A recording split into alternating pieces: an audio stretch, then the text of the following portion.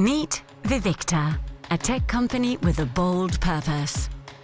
We make every day easier through technology as we enhance the digital core of Nordic businesses and society in transportation, commerce, industry.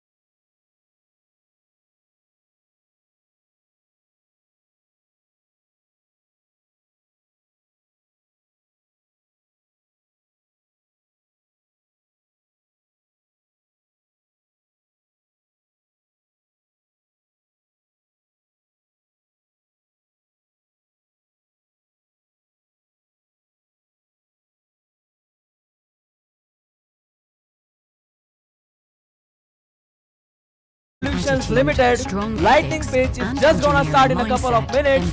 Please do make sure that you fill your seats every day. Vivicta.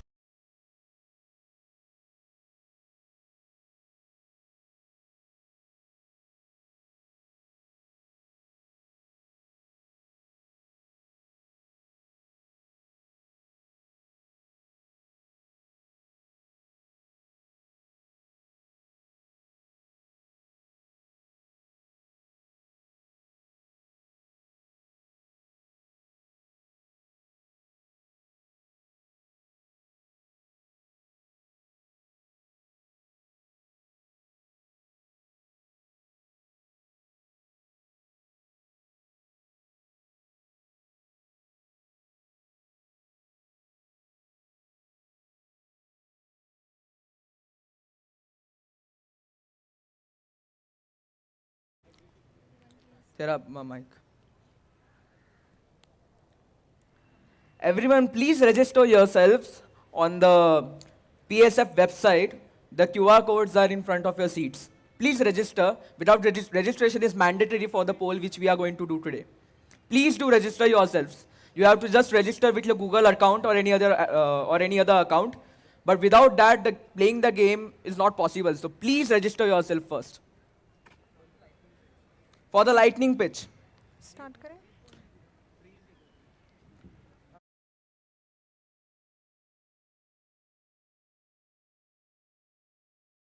Started with a single pitch, and some of those journeys begin right here today. Hello and very good afternoon to one and all present here. I'm Rupak and with me is my enthusiastic co-host Pranjal, and together we welcome you to the day one of Vivicta Presents Pune Startup Fest, powered by ONGC. The Pune Startup Fest is a platform that bridges the gaps between students, startups and investors, fostering innovation and entrepreneurship. This year, the theme, Ascent of Pioneers, celebrates the fearless journey of pioneers ascending the adventurous peaks of startups. The Pune Startup Fest is brought to you by Vivicta, our title sponsor, and powered by ONGC. Vivicta is committed to driving innovation and empowering the next generation of entrepreneurs through impactful, technology-driven Meet Vivicta, solutions. a tech As company one of with a India's bold leading energy purpose. corporations, We make ONGC every day easier continues to through power the technology nation as while we enhance the championing digital core innovation, of Nordic sustainability, businesses and future-ready society thinking. in Now let's take a transportation, look at our commerce, title sponsor, industries Vivicta's and promotional video. municipalities. How? We are with our customers. Nordic business. Meet Vivicta, a tech company with a bold purpose.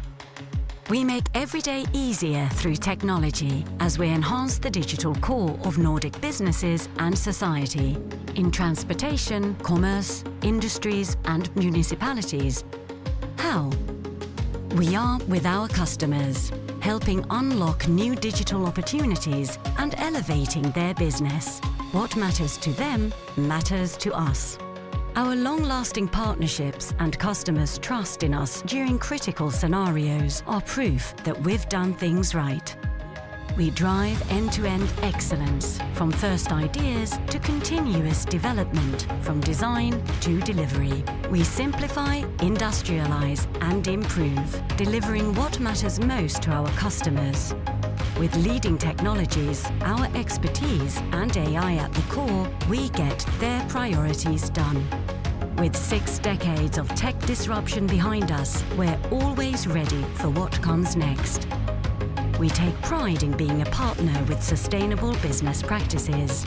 Our get-it-done attitude, strong ethics, and engineering mindset empower each of us to make an impact every day.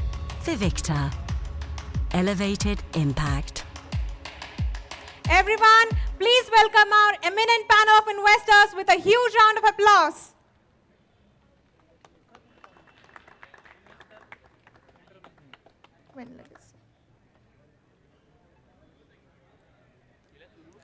Come on, guys, a big round of applause for our investors. Come on.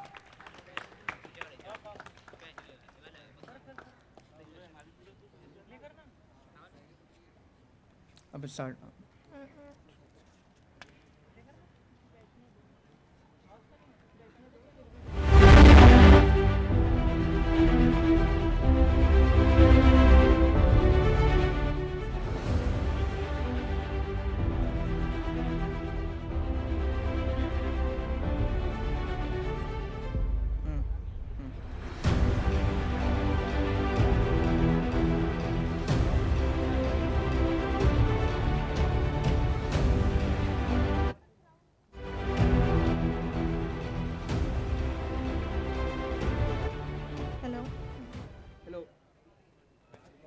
Hello. When legacy doesn't slow down but accelerates the future, something extraordinary happens. Experience meets ambition and ideas stop wait for permission. That moment is Vivicta presents the Pune Startup Fest, each edition sharper than the last. And this year, we are not just hosting another fest. We are setting the stage for breakthroughs, bold bets, and maybe, just maybe, the next unicorn. Absolutely. This one's next level. We are back stronger than ever with Vritti Solutions Still Limited business like Lightning 2010. Pitch. Proudly sponsored by Wake up. Vritti It's time Solutions to Limited. automate with We are proud to announce AI-based Vritti ERP. Solutions Limited as our Best for Lightning the Pit manufacturer. sponsor, a 3-decade-old ISO-certified leader in IT, media, and marketing. Recognized by Forbes among the top 200 companies with a global growth potential, Vritti Solutions Limited has empowered over 10,000 brands across India and beyond. Now let's take a look at our Lightning Pitch sponsor Vritti Solutions promotional video. still managing business like it's 2010? Wake up. It's time to automate with Vritti AI-based ERP. Best for the manufacturer. Your competitors are 10x faster with Vritti AI ERP. What's stopping you? Before ERP, missed orders, slow reports, endless chaos. After ERP, real-time insights, automated workflows, effortless growth. Up to 30% cost saving in operation. Contact us today and experience the power of automation. Thank you so much, Vritti Solutions, for sponsoring us. So fasten your seatbelts because today we are going to witness electrifying lightning pitches जो माहौल बदल के रख देने वाली है. Ladies and gentlemen, before our founders take the spotlight, let's meet the minds who have shaped, scaled, and backed some of India's most exciting startup journeys. Please join me in welcoming our eminent panel of investors with a huge round of applause. First up, we have Mr. Anil Joshi, Managing Partner at Unicorn India Ventures, backing early-stage startups to the journey to become unicorns. Next, we welcome Dr. Shweta Chaudhary, founder of Innova, driving innovation with purpose and inclusion.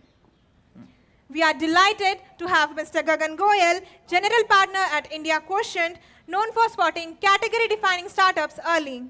Next on our panel is Mr. Anish Maheshwari, founder and MD at Visual Investment Affairs, bringing strategic and global investment insight. On the panel, we also have Ms. Kruti Rayani, principal at 24/7 VC, working closely with early-stage founders. And finally, please welcome Mr. Anil Tabib, charter member at TAI Pune, a mentor and ecosystem builder for entrepreneurs. We are honored to have a distinguished panel of investors with us today. Their presence truly graces the Vritti Solutions Limited lightning pitch and adds tremendous value to the discussions ahead. Please give them a big round of applause.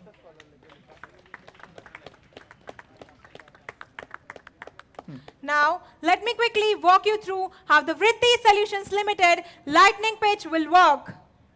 In the first round, each startup gets 3 minutes. Yes, just 3 minutes to present the product or idea in front of the investor and leave a mark. If an investor likes the pitch, they will raise the baton more like आप मुंबई आ सकते हो, but यहाँ आप round 2 के लिए cabin में जाओगे. To clarify, in the second round, each startup will have 25 minutes to dive deeper with the investors, exploring partnerships, collaborations, and funding opportunities in private cabins. But before that, here are some guidelines for the pitchers.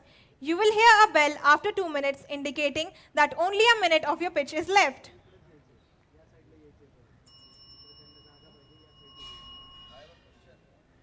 Yes, sir? Yes, sir. No, sir. Yes, sir. Yes, sir.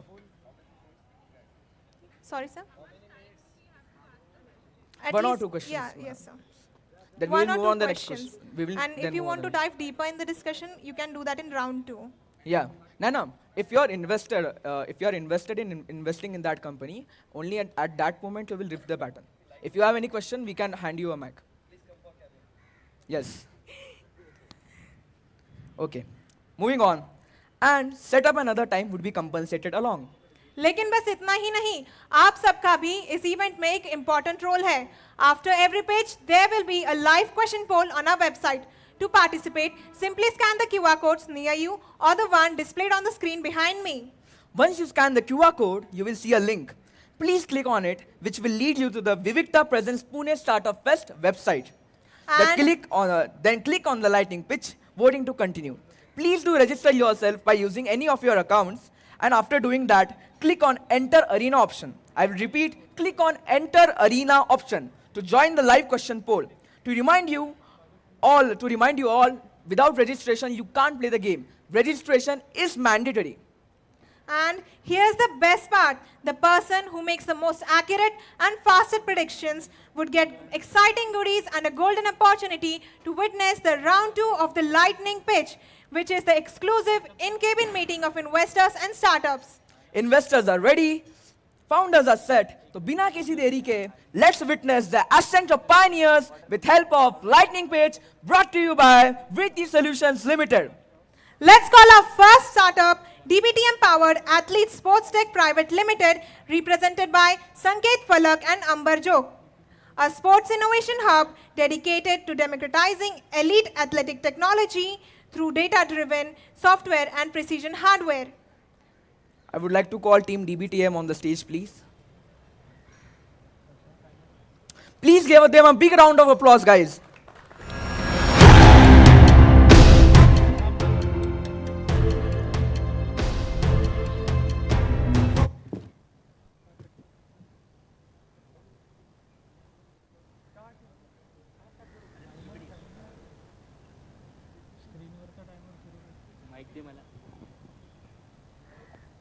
Mic it.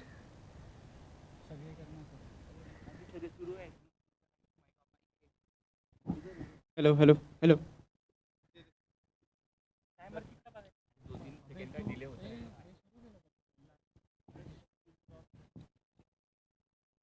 Good afternoon, everyone. I'm Ambar Zog. I'm electrical engineer and PMI certified project manager. I'm also psychologist and sports scientist. I'm Sanket Falak. I'm a mechanical engineer having 15 plus industrial experience, and I'm a co-founder of Powered Sports Tech Technology. So, as an Indian, we always wonder that in Olympics, why we don't have a lot of medals, why we don't have a lot of podium finishes. And the core two problems that what we have seen is one, enough sports technology is not available at grassroots level, and early identification of talent is not happening at school level. So,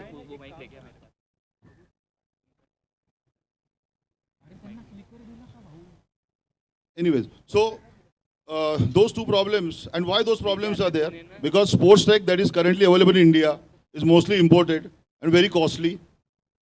most of the physical parameters that we need to measure at school level, there are multiple devices are needed for conducting different tests. Also, because it's imported, it's very costly, and service part, all those things are very difficult. To address that, we come with the solution, a unique device which can be used right from the grassroots level to elite level athletes. Same device that can be used to record multiple physical parameters and is not limited to only sports, but like at school level, what if we would have known that who is fastest 10-year-old in Maharashtra or in India? With that raw talent that is available, if that athlete can be trained by elite level coaches, we can definitely have more podium finishes, more medals. But that is not happening. Like I said, that whatever the problems, because of the sports tech is not so easily available at that level. Our device, what we have come up with, the same device can be used to measure more than 20 tests. It can be customizable. It can be used for different sports techs, sports coaches, right from the schools. So you can see here we have like infrastructure where we can apply this. So we can apply at the grassroots level for schools, then institute level, and then SAI Sport Authority of India. This same hardware can apply in these applications. Currently, we have validated with like 40 plus institute level testing we have done, 1,000 plus athletes we have done tested on this. We also met with our Union Sport Minister Rakshatai Khadse, and she liked this concept and she asked us to submit our devices to Sport Authority of India. This is our whole team. So 15 plus engineers we are working on this, and this is our journey.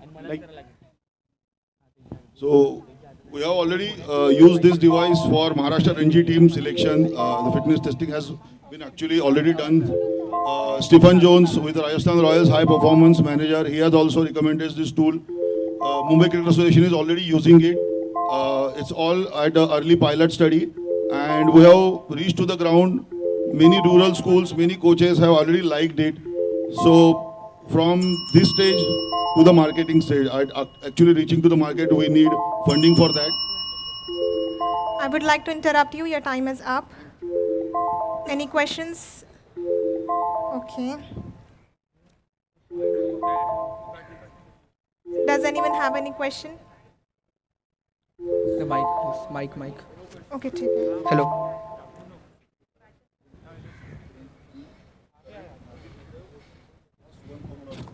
Hello. Ma'am, your mic.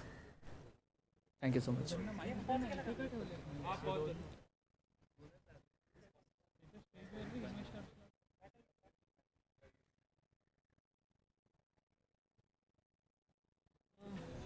What's the business model around it? You really want to sell the products to the clients, or you want to have a subscription model? What is your business model? Sir, can you please talk in the mic, please?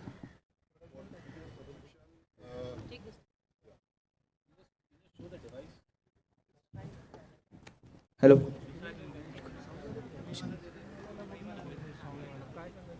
No, for any sport. So, any sport. If you have any so you must have heard about yo-yo test in cricket. There are multiple tests actually what cricketers undergo. Just like that, football players undergo many tests, post-season, pre-season. Just like software testing, they are being tested at different stages. Similarly, at school level, if we conduct certain kind of test, we can know who is the fastest kid, who can have, who has the most highest vertical jump. All the physical parameters that are needed for any sport, any physical capacity. Vertical jump, sprint, acceleration. Time crunch mention करना है. Time crunch mention करना है. Okay. Yes.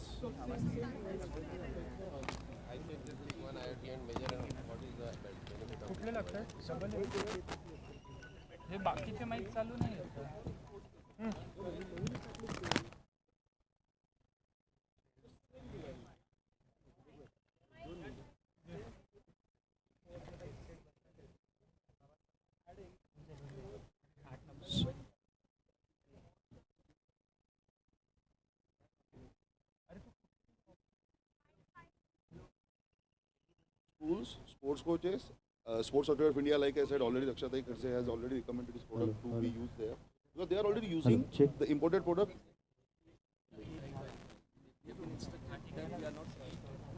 Hello, check. Hello, hello, hello.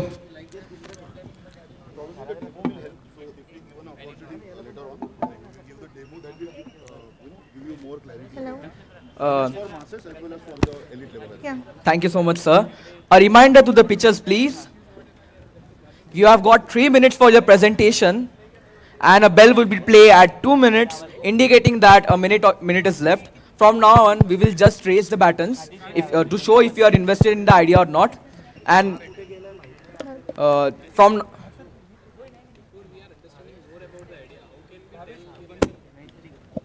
Sir, to understand it better, you have to raise the button, and then we will proceed you to a private cabin. हाँ, पूरी yeah, picture exactly, cabin yes. में है. Yes.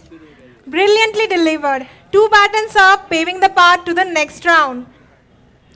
Following, we have our next startup, Yotaga Solutions, represented by Prasad Khadkikar, an AI-driven creative lab that transforms CCTV cameras into intelligent sensors to solve urban challenges like parking, encroachment, and security. Sorry, there is a slight change. The next startup coming up is AYC Analytics, represented by Kunal Liman and Aman Sheikh, empowering businesses with precision engineered tools like CMDA for market intelligence and BINDAS for operational growth. Please give a big round of applause for AYC Analytics.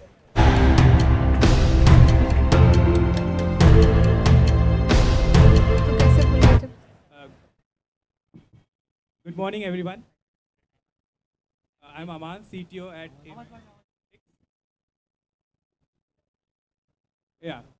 So we started AYC with a simple dream that to take data science from inaccessible fantasy to a feasible reality. Our goal is to empower MSMEs, industries, and businesses to transform their hard work to smart work. Now we know that we aren't doing something really new, but what makes us really different is simplicity and accessibility. So our central theme across all our 3 products is simplicity and measurable return on investment for the users. Now we have invented 3 products that are Simda, Bindas, and Suvi. Simda is our B2C product, which is related to stock market. So retail investors and professionals in capital market often struggle with multiple platforms that provide unnecessary cluttered data, which provide unreliable buy or sell signals. This leads to poor execution and breaks the workflow. Simda is an ecosystem of capital market tools that help investors, both beginners and professionals, in making more strategic and data-driven decisions. And all this under a monthly subscription of just 500 rupees. Now, next product is for industries, which is a B2B product, which is Bindas. It is business intelligence.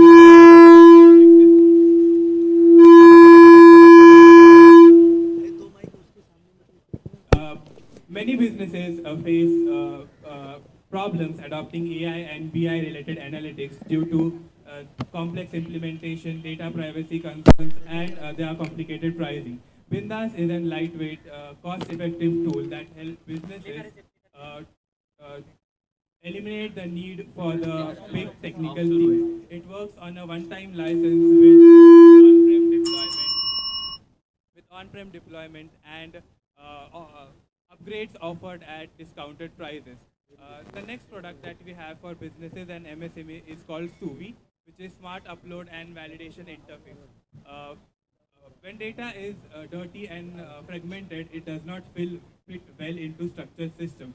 So Suvi fits on this existing ERP databases and use spreadsheet first data ingestion and business rules and business logic. So Suvi is sold as a white label product to our dedicated business partner, which keeps our sales cost low and growth focused. So our go-to-market strategy is that we run lean multifunctional teams that keep our go-to-market strategy simple and cost-effective. Simda grows via content, education, partnership, digital media platforms, and educational institutions. Bindas grows via business partners, MSMEs, and business distributors, whereas Suvi grows via partner-led ERP adoption. So as I close, I would just like to say that we are a bootstrap company and we have generated revenue for this latest Q3, latest quarter, and our ask is for 1 CR. And we look to partner with people who believe in India's retail investor story and MSME growth story. Thank you. Thank you so much, sir. Now, may I please request the investors who are invested in the idea to raise the buttons. Okay, so Anish Maheshwari sir is invested. Great delivery. One baton raised, signaling the start of the next chapter. Next startup coming on stage is ARN Genex Solutions Private Limited, represented by Sujata Gokhale, a health tech pioneer using advanced microbiome testing and personalized data to transform gut health and reverse chronic lifestyle diseases. Before bringing them on the stage, I want the audience to please vote on the QR codes which are stuck in front of the seats. You have to register with a Google account or any other account, and then you can poll on how many batons will be raised in the next speech. And coming up, we have exciting prizes for them. So please give a big round of applause for Arna Genex Solutions Private Limited. All the best, ma'am. एक गट test का फर्क तुम क्या जानो, that is what is our tagline, because it makes a difference to a lot of people who have health issues, and we have been continually seeing that.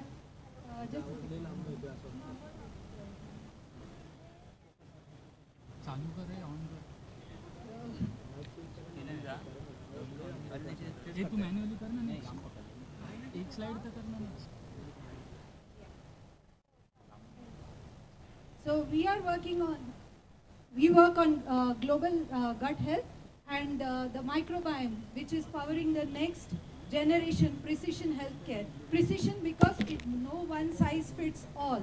And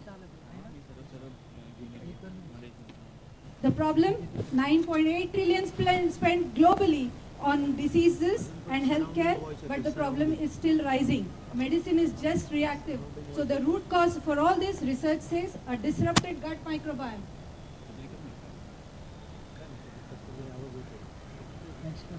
Sorry? So the missing link, like I told you, it's all about the gut health, which controls both your physical and your mental state. So it controls your immunity, mental state, metabolism, hormones, inflammation and aging. And 99% of them have not yet tested their gut microbiome. So ignoring the microbiome is the missing link in today's healthcare solutions. And our solution is complete, one-stop solution, wherein we start with education, we do the awareness programs for students and professionals, we do the testing, we do the treatment, and in treatment, we have a patented wellness program called the Shatayushi and the personalized probiotics. We also complement it with digital apps and retreats as well. The gut economy, of course, is based on all these 4 verticals that we provide. So we are, our revenue is generated from there. What is the advantage? It is the Shatayushi advantage, which is the patented wellness program, working on 4 pillars, microbiome optimization, nutrition, fitness, and as well as mental health. You don't find many programs which are based on all these 4 parameters. The ask, we are asking this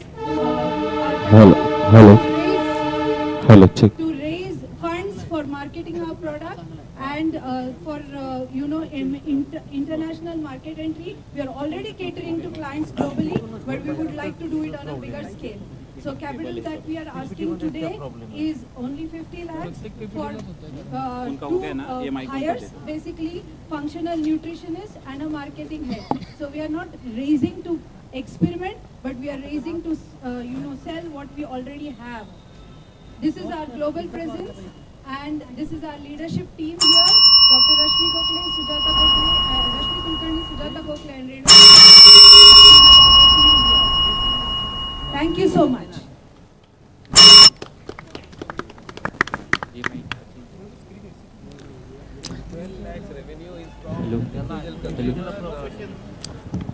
Sorry, sir, no questions.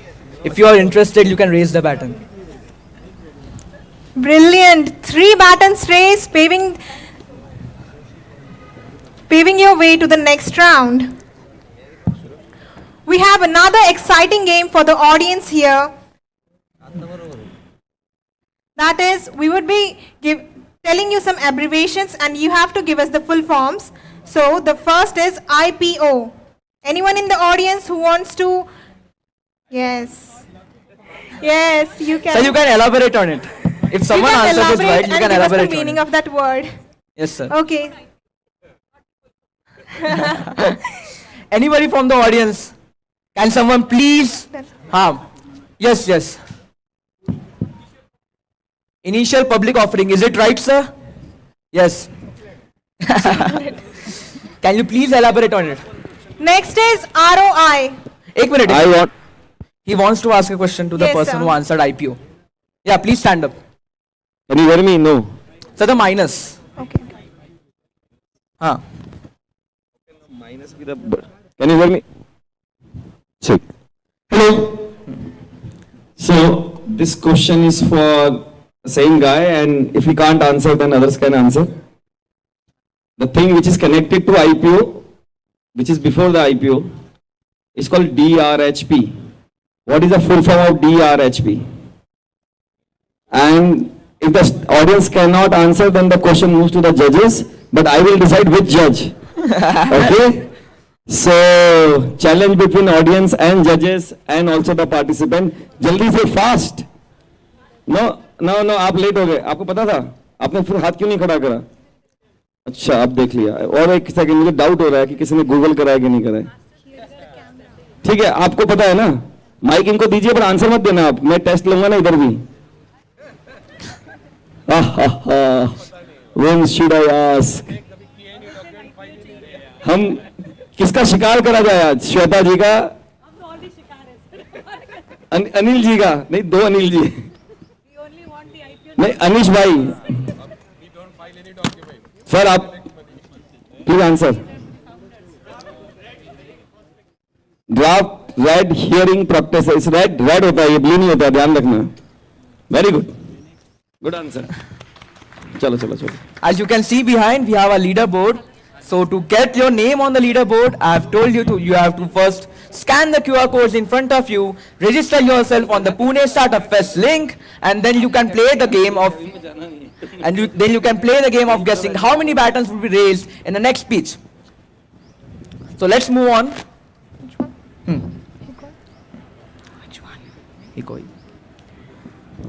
Moving on To the next startup, Trimiti Innovations, represented by Ritesh Sharma and Vikram Jargay, a technology startup focused on building. Sorry for the fumble. The next startup coming on stage is Hikoi Engineers Private Limited, represented by Shukrant Patil, a precision engineering firm specializing in manufacturing of high-grade chemical products and specialized metal components for industrial applications. Please give a huge round of applause for Hikoi Engineers Limited, Private Limited. Hello everyone, good afternoon. Myself Shukrant from Hikoi Engineers Private Limited. We are innovating affordable braille technology for the visually impaired. So let's understand what braille technology is. So a braille device is essentially a laptop for the visually impaired people. It's a means of interacting with the digital world for visually impaired people. It has a tactile input and output based system using which visually impaired people connect with the digital world, and it's very important for employment and education. So let's understand the problem statement. Globally, over 40 million visually impaired people lack access to a braille device. Consider that you lack access to a laptop, right? That's what's exactly happening. So the reason is the braille devices are highly unaffordable. So the high costs stem from braille display technology, the conventional braille display technology, due to which the average market price of a braille device is around $1,500. So that's $1,35,000. Imagine a laptop on average costing 1,35,000 rupees. So only 10% of visually impaired people globally have access to a braille device. So this is a solution, Braille. The target MRP will be 25,000 rupees. We have a functioning prototype. The prototype is developed and the technology is validated through real users.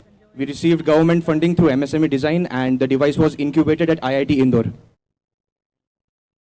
We have an IP-backed competitive advantage. We filed for our first patent in 2022. It was granted in 2024 and then we filed 2 additional patents. This year we are going to file 1 more patent. And yeah, the novel dual electromagnet actuator mechanism, that's what enables low fabrication cost, 25,000 as I said. So our journey so far, we have a strong IP foundation, followed by 14 lakhs in government funding for prototype development, and we have a functioning prototype ready, and it has been validated through real visual impaired users who are experienced in using Braille devices. So the market analysis, we are aiming to capture $15 million in the next 5 years, which will be backed by growing global, what can you say? By the global market towards assistive technology and inclusive technology, most importantly. So that's a mission for the next 5 years. This is a competitive analysis. As you can see, our device will cost around 25,000 rupees, which is at a fraction of the cost of our competitors. Our competitors have devices in the range of 1 to 2 lakh rupees. This is a go-to-market strategy. Pre-order-led sales via government, NGOs, and schools. Our sales will be through bulk institutional deployments, followed by D2C also, D2C channels too. Our funding requirement is around 1 crore rupees, runway of 18 months, 5.5 lakh per month. This will be implemented into MVP development, manufacturing and supply chain, and pilot deployment. Invest in Hikoi and empower affordable access to assistive technology. Thank you. Hello. Look forward Thank to you so talking to much. 3 batons raised. Outstanding. The next round beckons. Next startup coming on stage is Trimiti Innovations, represented by Ritesh Sharma and Vikram Jargare. Please give a big round of applause for Trimiti, sir. Trimiti. A technology startup focused on building intelligent, scalable solutions that help businesses streamline operations and drive digital transformation. Hello everyone, am I audible? Yeah. So we are here today to present our idea, digital twin for a home. So let me start out with a story, right? A few years back, me and Ritesh, both of us bought a home. And one of the first things we realized is that right from the purchase of the home to the handover, only the physical home and the other assets that were provided by the builder were the only things we got.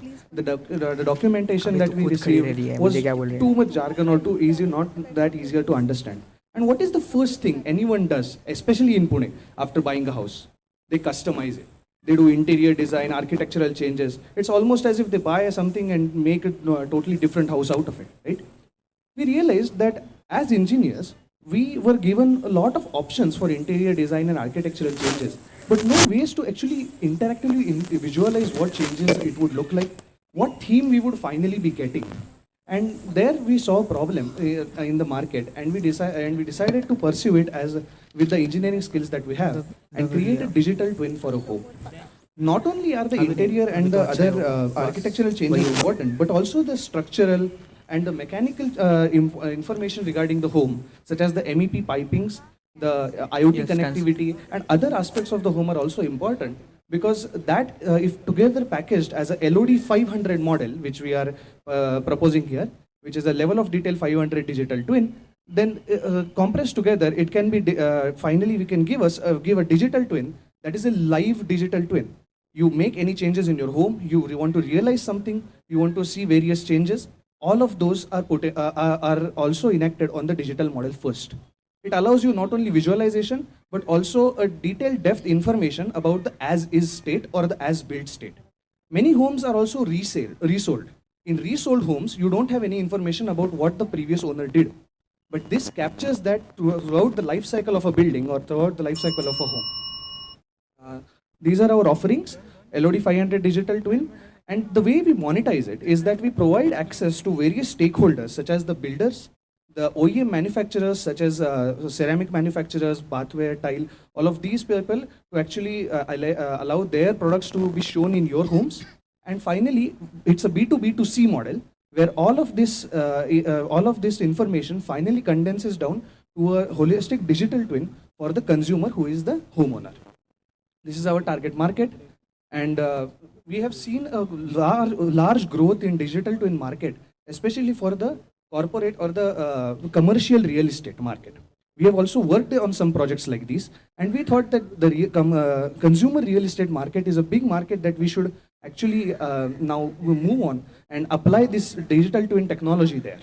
Assisted with AI and other emerging technologies, we have made our demonstrations, and we all invite you, all of you, to visit our booth 29, for more information. Thank you so much, sir. Thank you.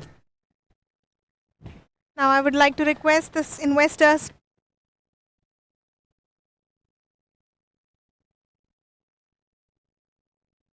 patents, your idea is worth pursuing. The next startup. Hello. The next startup coming on stage is Seekobo, represented by Vishal Dagadia. Smart collaboration platform that connects people, content, and workflows into one seamless digital experience. Please give a huge round of applause for Seekobo. All the very best, Team Seekobo.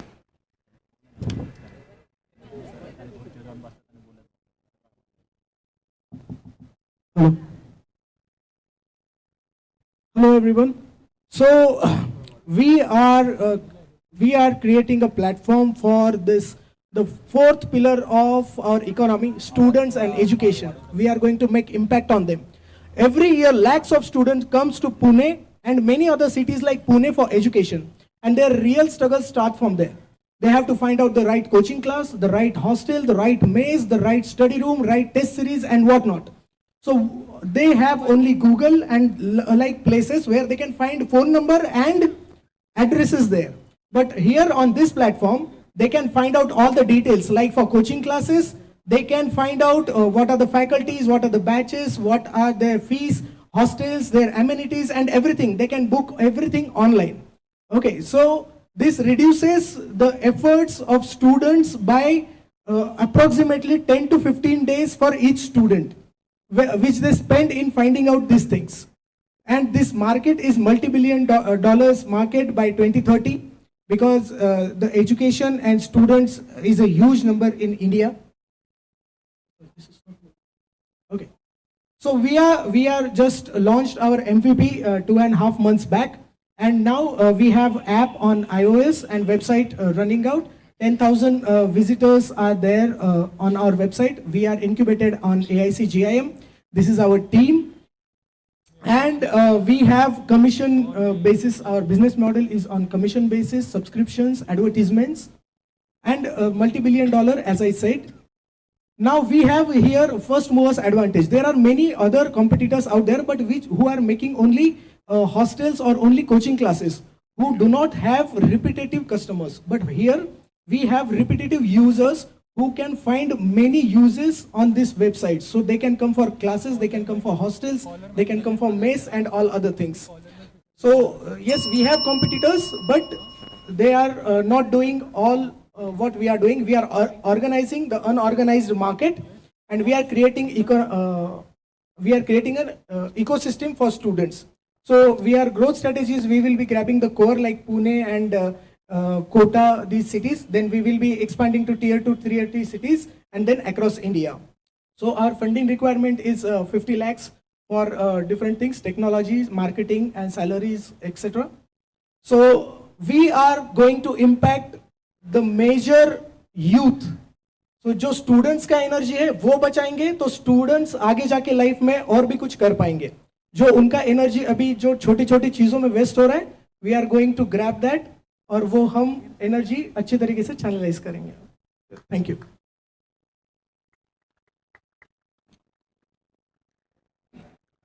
The baton stayed down today, but don't let that dim your spirit.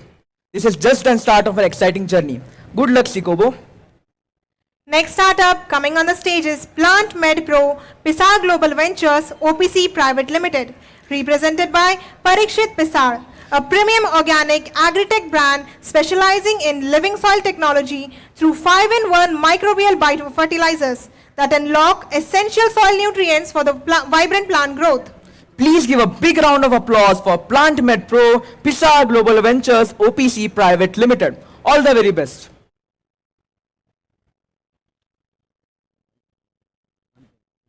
Hello. So hi. Every Indian home gets a thief now and then, and actually, what we are doing is we are feeding our dustbins. So India is not a country which has a problem in growing food, but the problem is that 30% of the food, the fresh veggies, fruits, everything goes rot. So the rotting is the problem. 30%. That number actually comes to 1 trillion rupees. To understand in crores, it's 1 lakh crore is what goes to waste, and it's based on government data.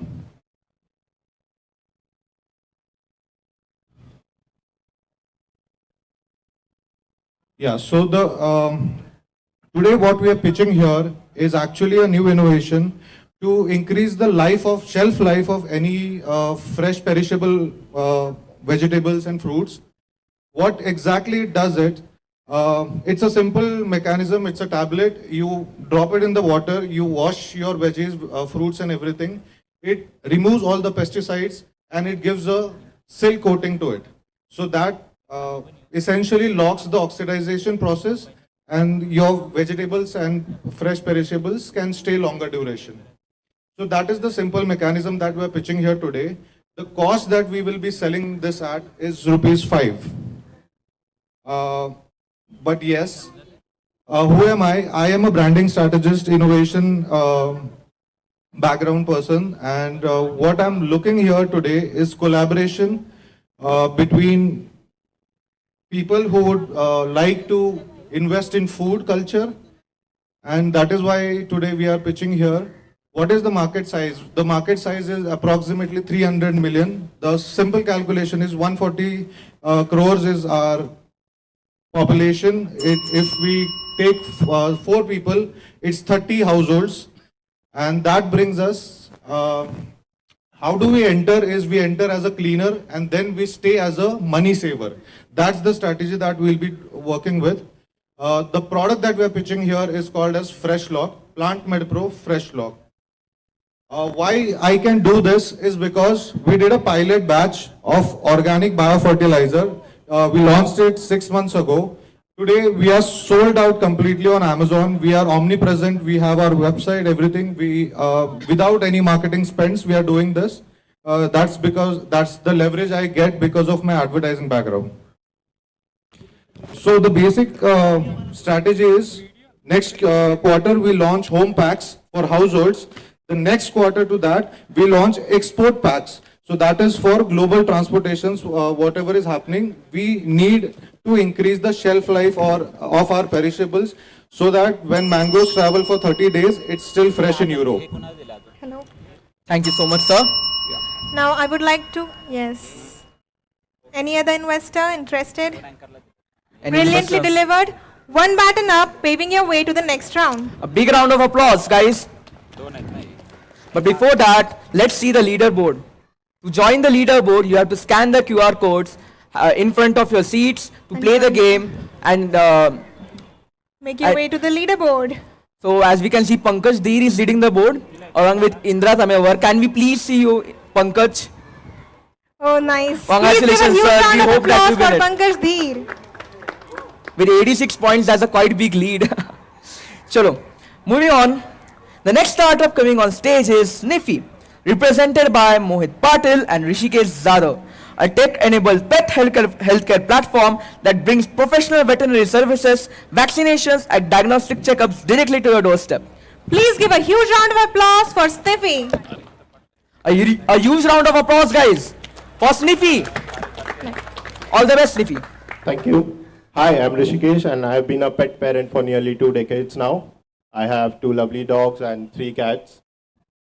And while he had pets for 20 plus years, I wasn't allowed one because my parents thought they already had one, and that was me. And this restriction made me obsess for pets and their health. Now imagine a scenario when you might be feeling sick, right? And the best care that you might prefer is a doctor coming to treat you at the comfort of your home, and there is no travel and stress. But when it comes to a pet's health, we usually do the opposite. We probably push them to the clinics, make them travel, And that's the problem that we are here to solve for the pets who cannot speak and cannot tell us what they are feeling. So this is where Sniffy comes in. We have an on-demand pet healthcare system wherein we connect trusted and licensed veterinarians with pet owners. And through this channel, we make the clinic visits almost zero, through which the doctors come directly to your home. Now, this is how we solve it. And why is it on demand? Is it because it's trendy and cool now? Well, yes and no. It's also because it's clear from our underlying problem statement that pets and pet parents face. Now, pet parents usually plan their vet visits after showing symptoms or during weekends when they have times, which results in long wait hours. And also during the other days, they might have some busy schedules that leads to delay in the pet care. And on the pet side, the pets undergo a lot of anxiety when they reach clinics which are already too small, and also the wait times, the travel stress from the home to the clinic is a lot to handle for a pet who is already sick. So this is where Sniffy, with their digital platform, we digitize the records, appointments, and also give timely reminders to the pet parents. So we have three broad sources of revenue. One is D2C, where we cater to the pet parents on demand with the veterinary and other allied services. One is our B2B tab, where we partner with established experienced vet clinics for referrals for critical care. And another one where we are working with several corporations for pet registration and pet travel certificates. So gone are the days when pets ate leftover food.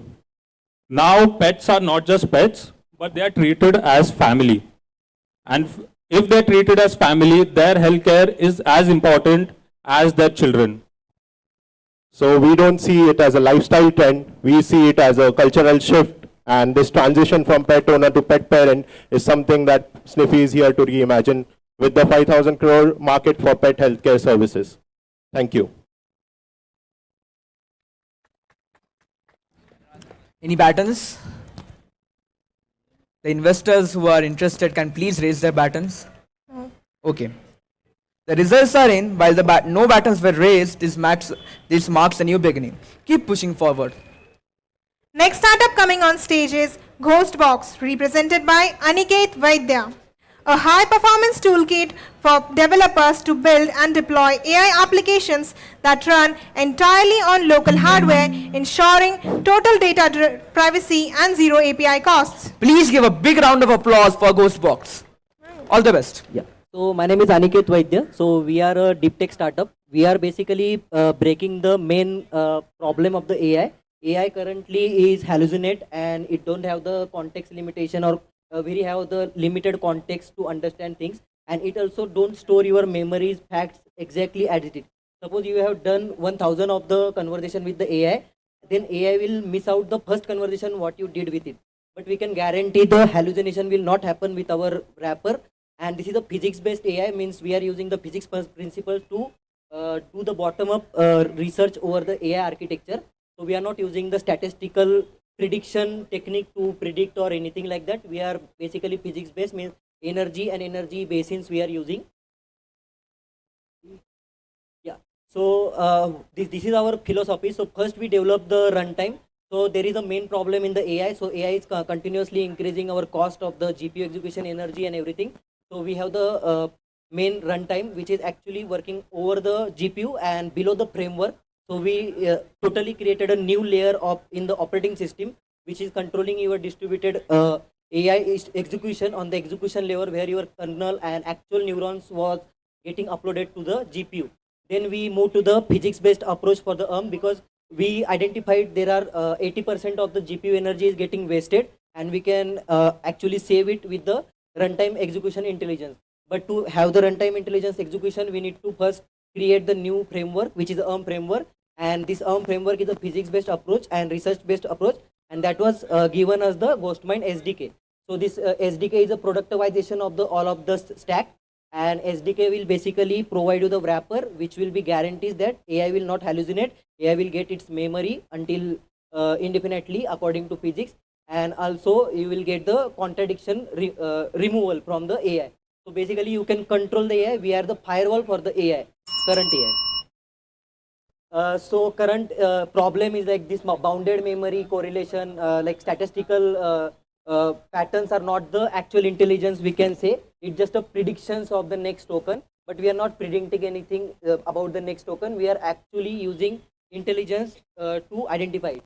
So this is all are the mathematical based, and we have very solid mathematical background for this all of the things, how we are like providing this non contradiction and the hallucination anti-hallucination solutions to the AI, and this can be worked with the any AI model currently available in the market.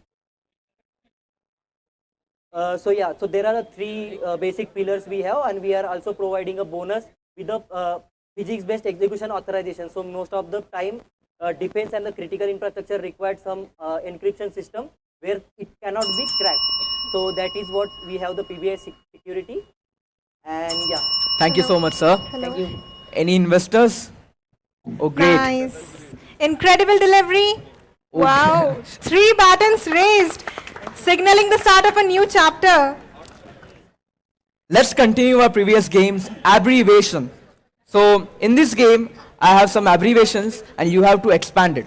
Earlier we had an abbreviation IPO, then sir gave one. Now the next abbreviation is CAC. I will repeat, CAC. Anyone from the audience, does anyone know the full form of CAC? It is an abbreviation related to language of business. Yes, sir. Nice. That's absolutely correct. Anyone from the investors who want to elaborate? Okay. एक question का answer तो किसी ने और ने दे दिया. एक सवाल पूछना, किसने दिया था इसका जवाब? Pankaj Dheer sir. आपके लिए तो सोचना पड़ेगा मुझे. Camera. Rupak camera. चलो थोड़ा डिफिकल्ट सवाल बनाता हूँ. तो CAC जुड़ा हुआ होता है एक और 3 लेटर की चीजों से, LTV से. राइट, दोनों में प्यार मोहब्बत बहुत है ना, बॉयफ्रेंड गर्लफ्रेंड जैसा. तो Insights. LTV बाय CAC का रेशियो नाम की भी एक चीज होती है. तो उसका नाम तो नहीं जानना है, बट एक अच्छा नंबर बताइए LTV बाय CAC का, which is a good number two feel. कि जो कहते हैं ना शादी में गुण मिलाते हैं, 37 38 मिलते हैं तो बहुत अच्छा होते हैं. वैसा LTV बाय CAC का क्या नंबर होना चाहिए जो आपको अच्छी फीलिंग देगा? हाँ, यस, गुड गाय. लौंडा सकते हैं.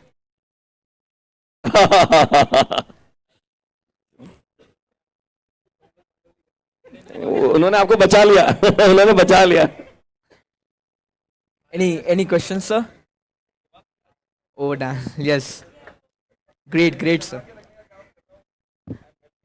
Thank you so much, sir.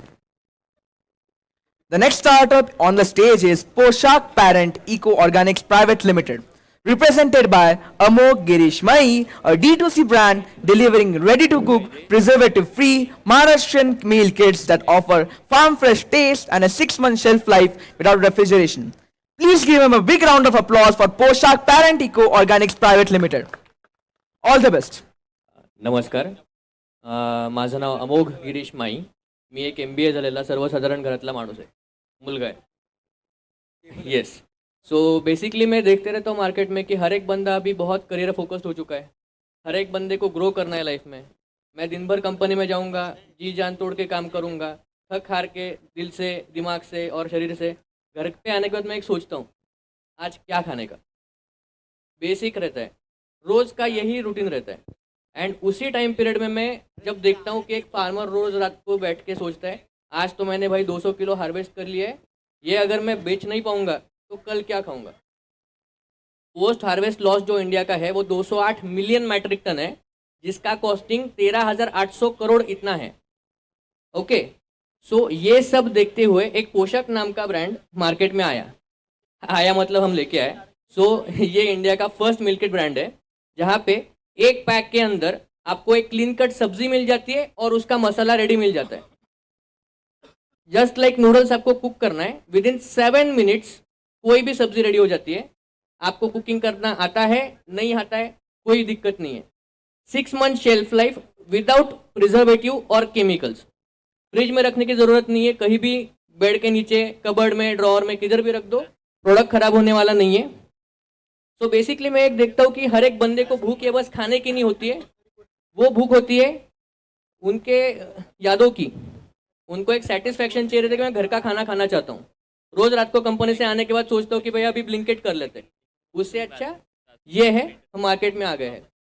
अभी हम D2C में वर्क ऑन कर रहे हैं। लास्ट 4 ईयर से हमने एक बेस्ट क्वालिटी प्रोडक्ट मार्केट में लेके आए हैं। D2C में हमने लॉन्च कर दिया ऑल ओवर द ग्लोब, कहीं भी हम D2C में होम डिलीवरी दे देते हैं। बट अभी हम थोड़ा सा स्केलअप के पीछे भाग रहे हैं क्योंकि हमको बर्न कम करना है ओबियसली। अभी तक बूस्टर भी किया है। सो अभी तक अगले 6 महीने में अगर प्रॉपरली सब हो गया तो हमारा 2.4 CR का रेवेन्यू हो जाएगा, उसमें से 30% हमारा नेट प्रॉफिट होगा। अगर आपको एक ऐसे स्टार्टअप में जुड़ना है जहाँ पे सोशल वर्क भी हो रहा है बट धंधा भी मजबूत हो रहा है, तो let's connect.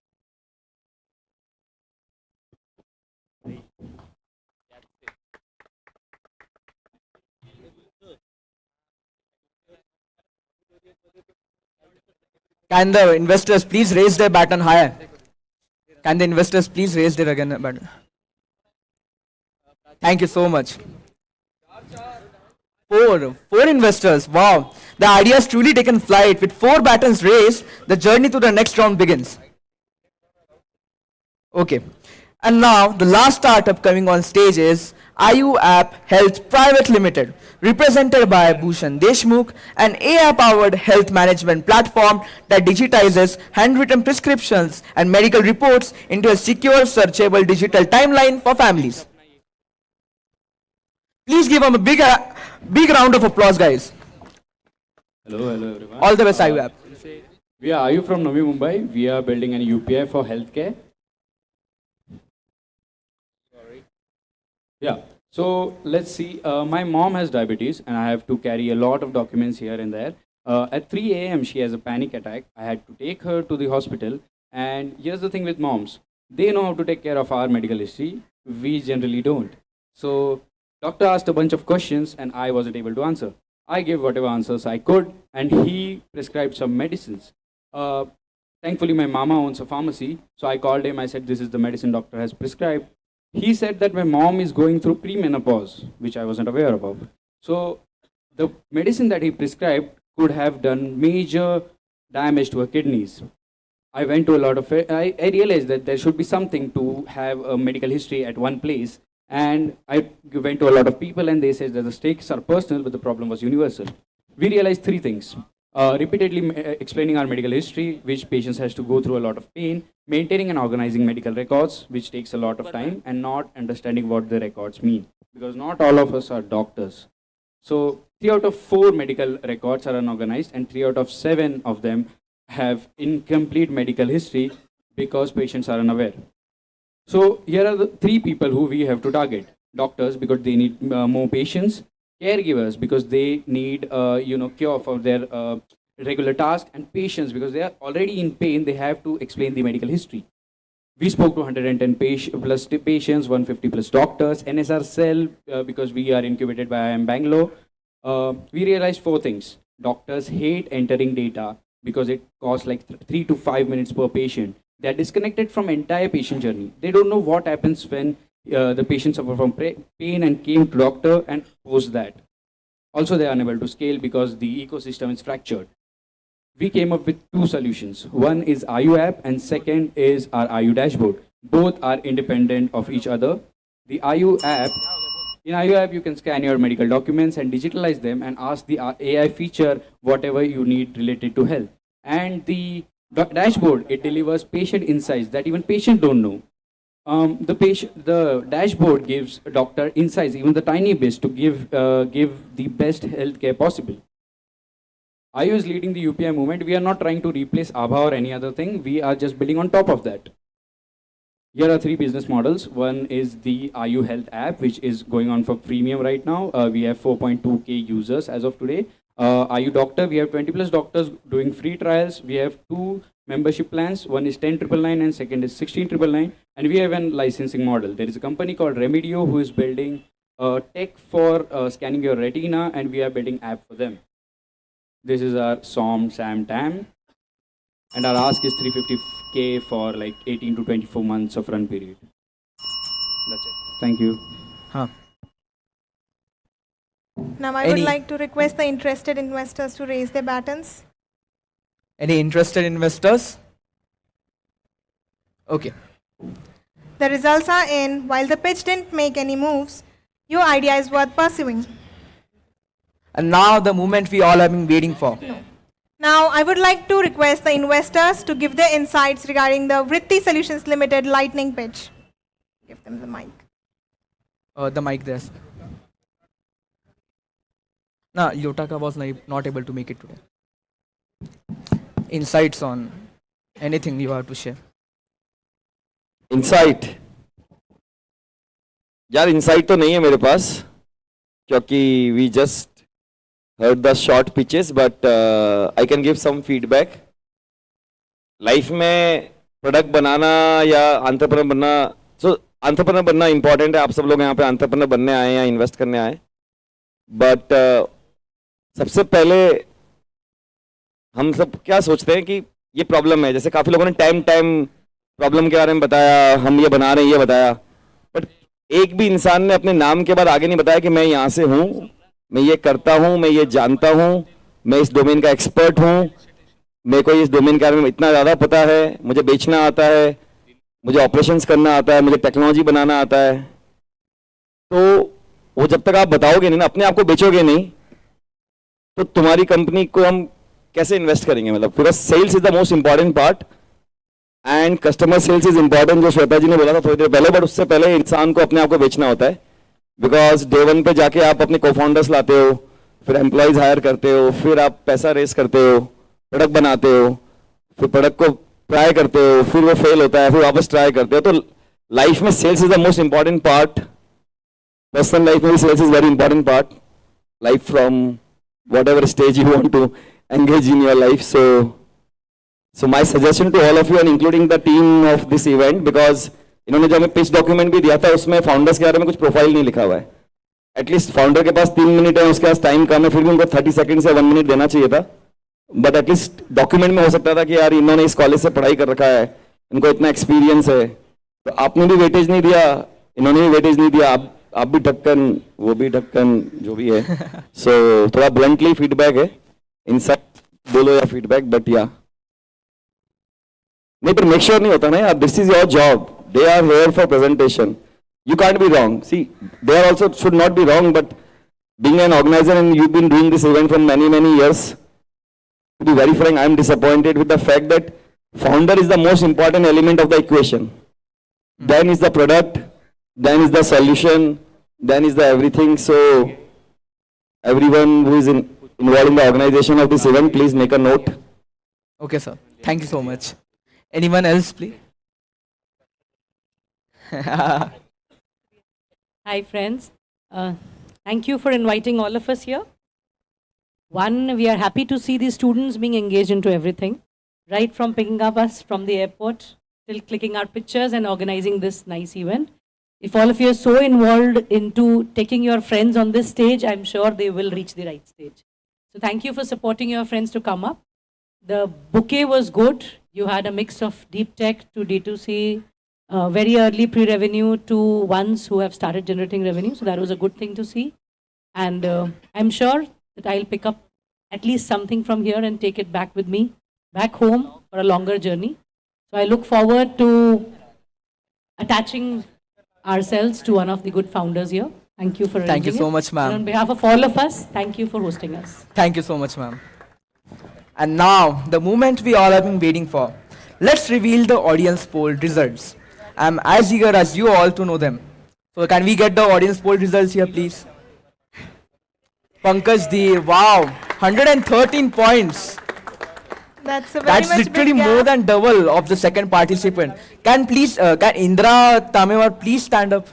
And Pankaj Dheer, can you please stand up, sir? Indra? Nice. Oh, wow.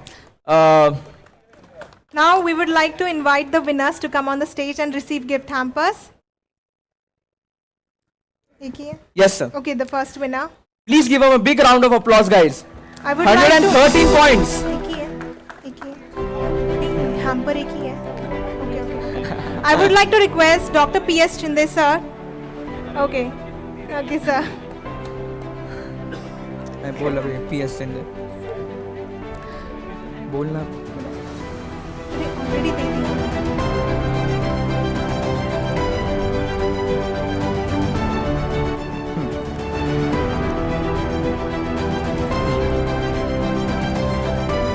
We extend our heartfelt gratitude to the esteemed investors for their time, insights, and encouragement. Your guidance and belief in early stage innovation inspire founders to think bigger and bolder. This year, our Pune Startup Fest 2026 has multiple amazing partners. As a token of appreciation, they have provided us with multiple hampers. First up, we have our skincare partner, Clear Skin, our dessert partner, Upside, and our celebration partner, Sherry. Grow Billion Tree Sustainability Implementation Partner were kind enough to plant a tree for each investor of the lightning pitch by the name of COEP. The investors can even locate the tree. We now request Dr. P.A. Shinde, Faculty Advisor of PSF 2026, to kindly proceed with the felicitation of our investor panel. Please give him a big round of applause, guys.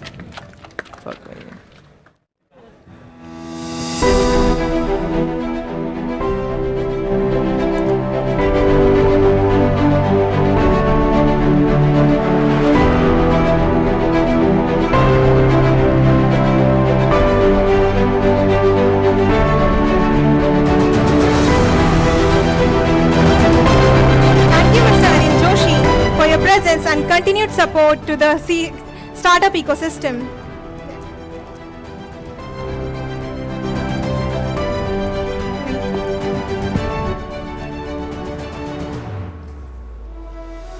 Thank you, Mr. Gagan Goel, for your continued support to early stage entrepreneurship.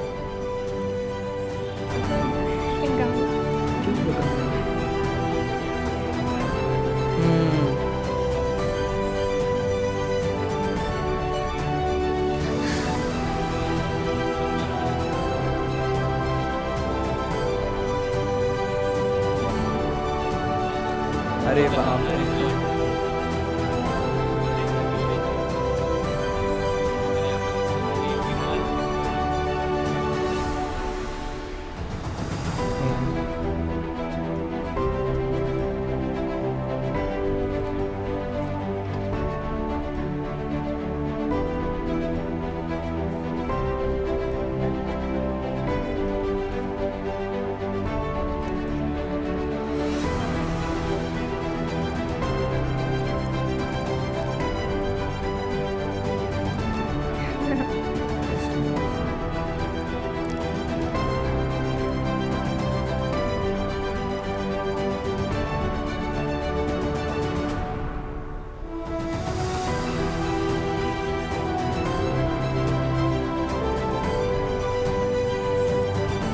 Thank you, Mr. Gagan Goel, for your continued support to the early stage entrepreneurship.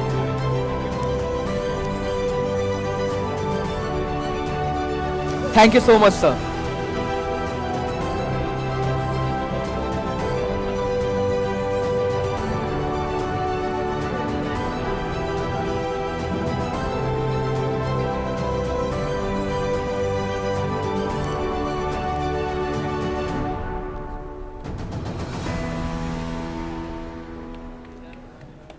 Thank you, Mr. Anish Maheshwari, for your contribution to the investment community.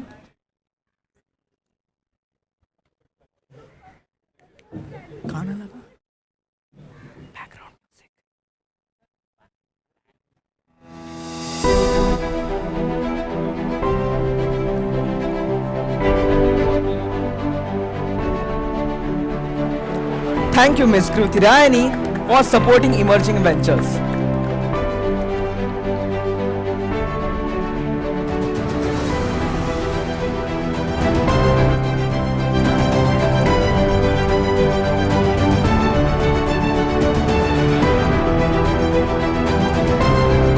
Thank you, Dr. Shweta Chaudhary, for being with us and for fostering inclusive innovation.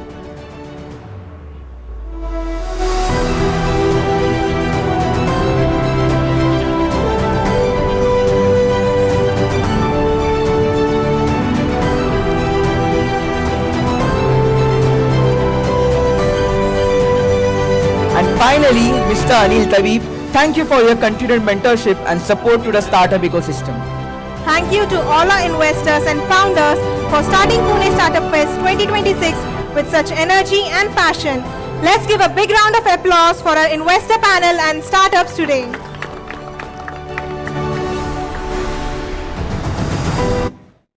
Yes. The lightning pitch has set a tone for an exciting fest ahead. A reminder to everyone, round 2 of the lightning pitch will begin after lunch, and the startup boardroom session will start at 2:30 p.m. today. Mr. Anil Joshi, Ms. Bhavna Bhatnagar, and Saurabh Mangrulkar will be joining us along with Shark Tank contender and founder of Kiosk Cafe, Savan Oswal, right after a break. Yes, ma'am, you can, Cords will guide you to lunch and then round 2. As Limited Lightning Pitch, the inaugural event of Pune Startup Fest 2026, we extend our sincere appreciation to everyone involved.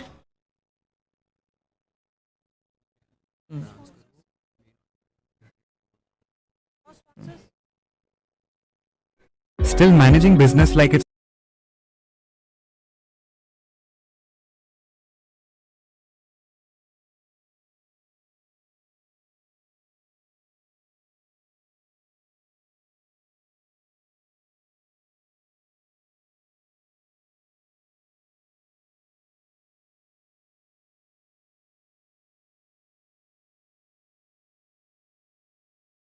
Going on in main Audi, that is the defense.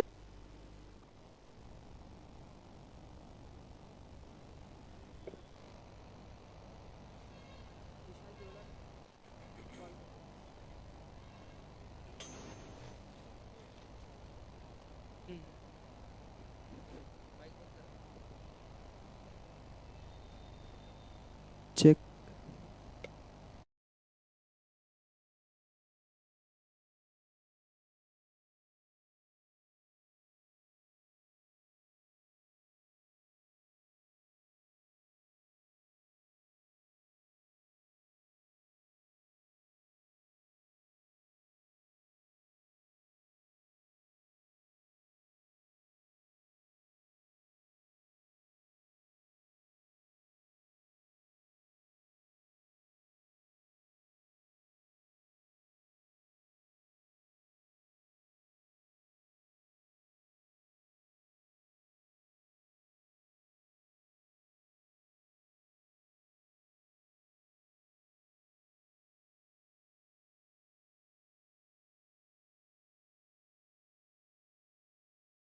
To have all of our panelists here. Allow me to introduce them to you.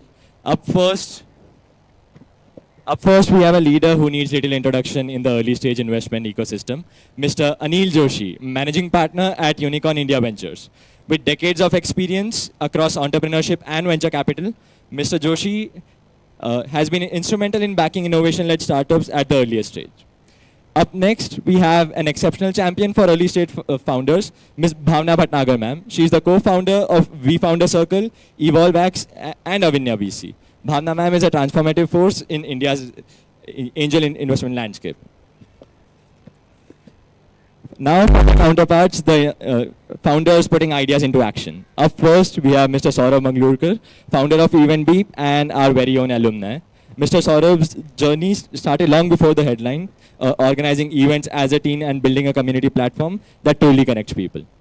Finally, we have Mr. Savan Oswal. He is the founder and CEO of Kiosk Cafe. From humble beginnings in Pune, Mr. Savan has helped scale Kiosk Cafe into one of India's fastest growing brands. I welcome all of you, and it is an absolute honor being amongst you guys. I'll just have this mic sorted quickly. Just give me 2 minutes. Thank you, sir. Hello.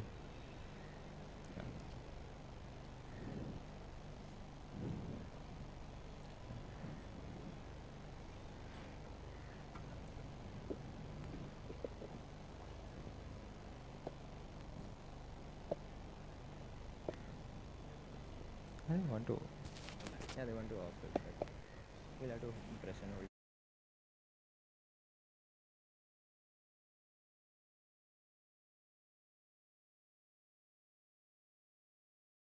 Once again, all the panelists, it is an honor being amongst you guys. We'll have the audience come in. But yeah, I'd like to start with a tone-setting question.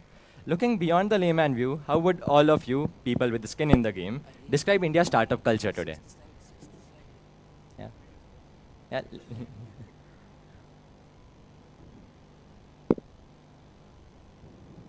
I think Anil sir here, of course, has. Looking beyond the layman view, how would you guys, people with skin in the game, describe India's startup culture today? See, skin in the game basically refers to, your own, equity in the venture, right? So, for example, let's say company have been started and we'll end up putting 1 crore in the company example.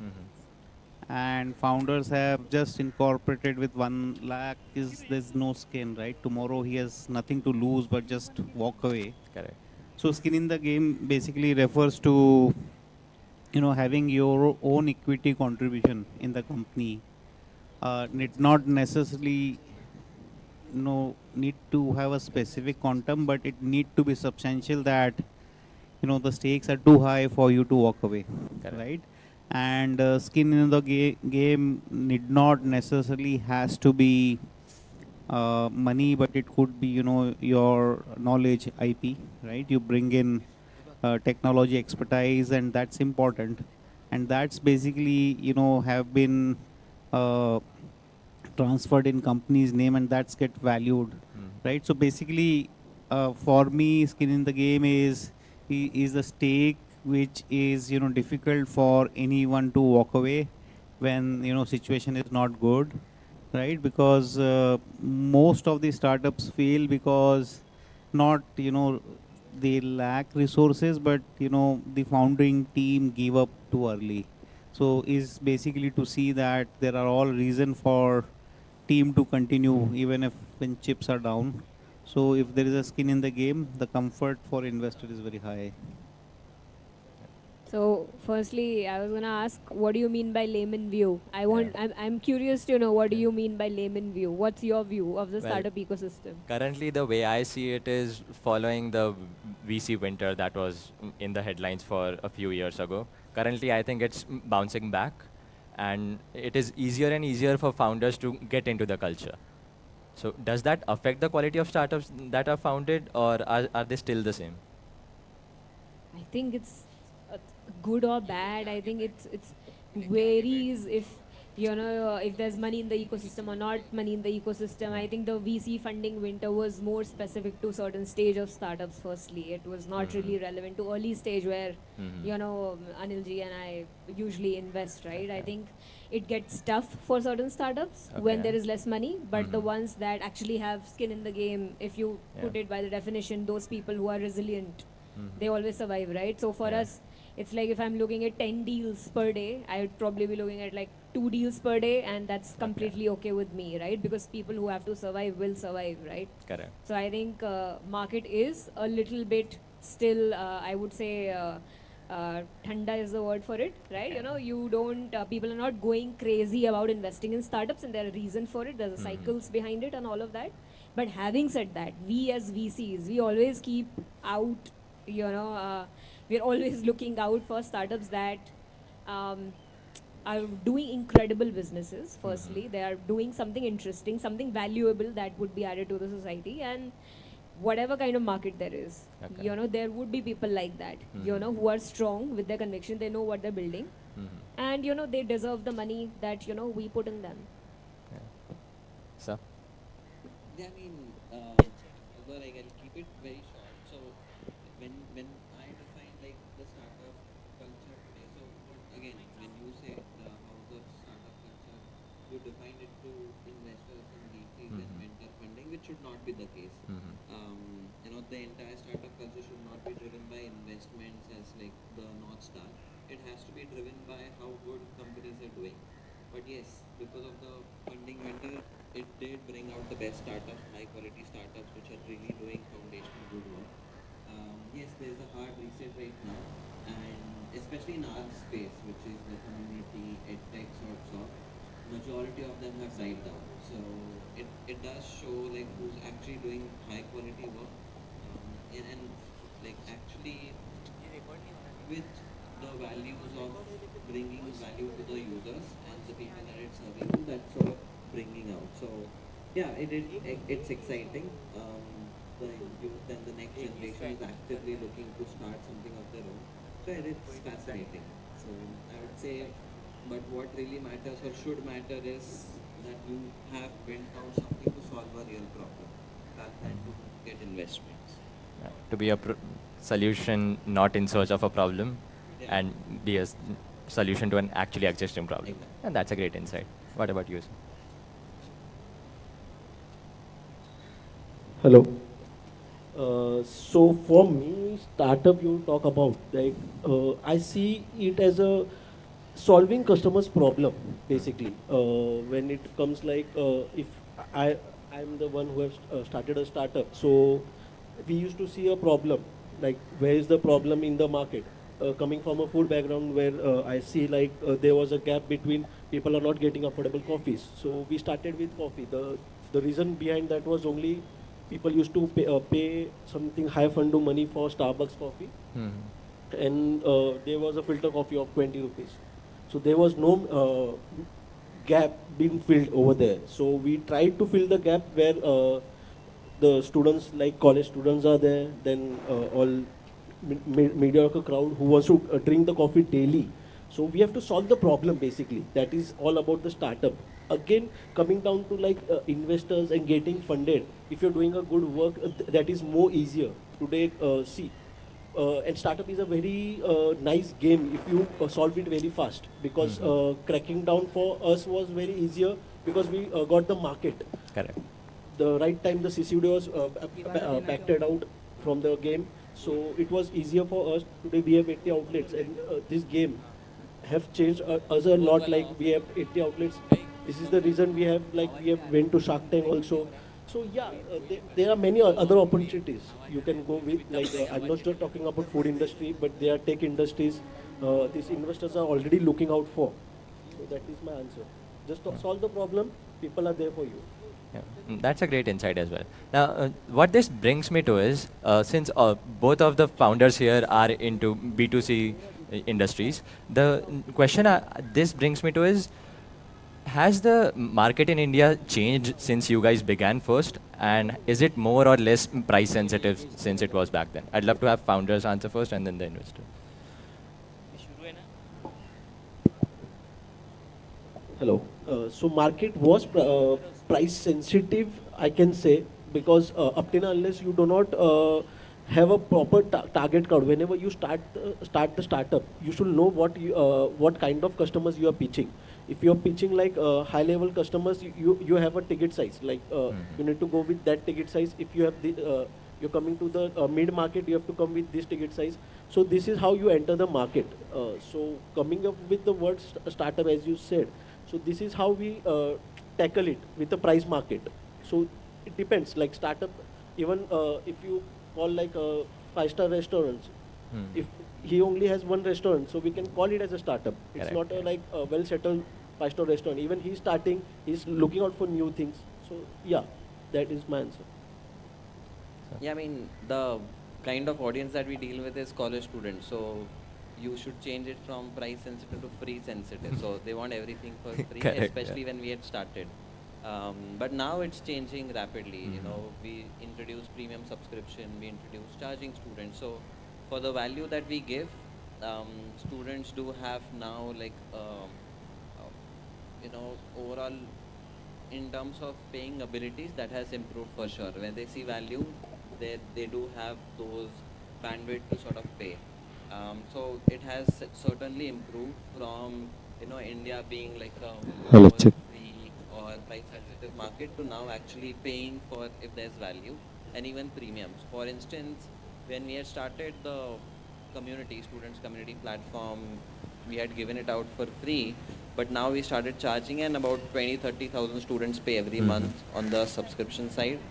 And on the courses side as well, there's like a premium that we charge 50 to 60,000 rupees per program. So that's something that once students find value, they're open to pay.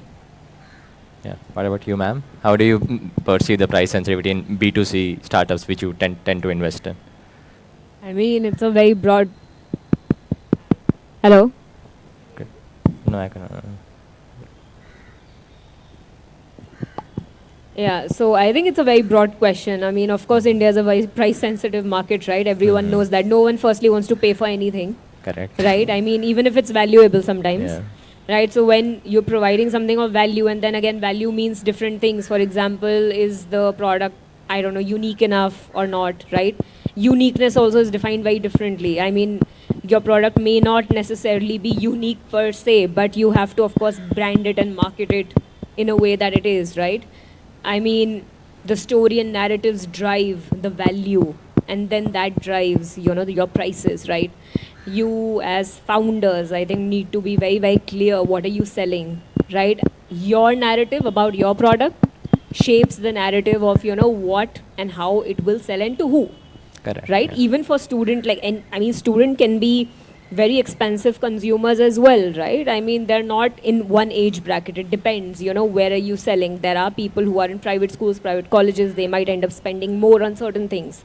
There could be different type of specialized courses for which, parents will happily spend money on.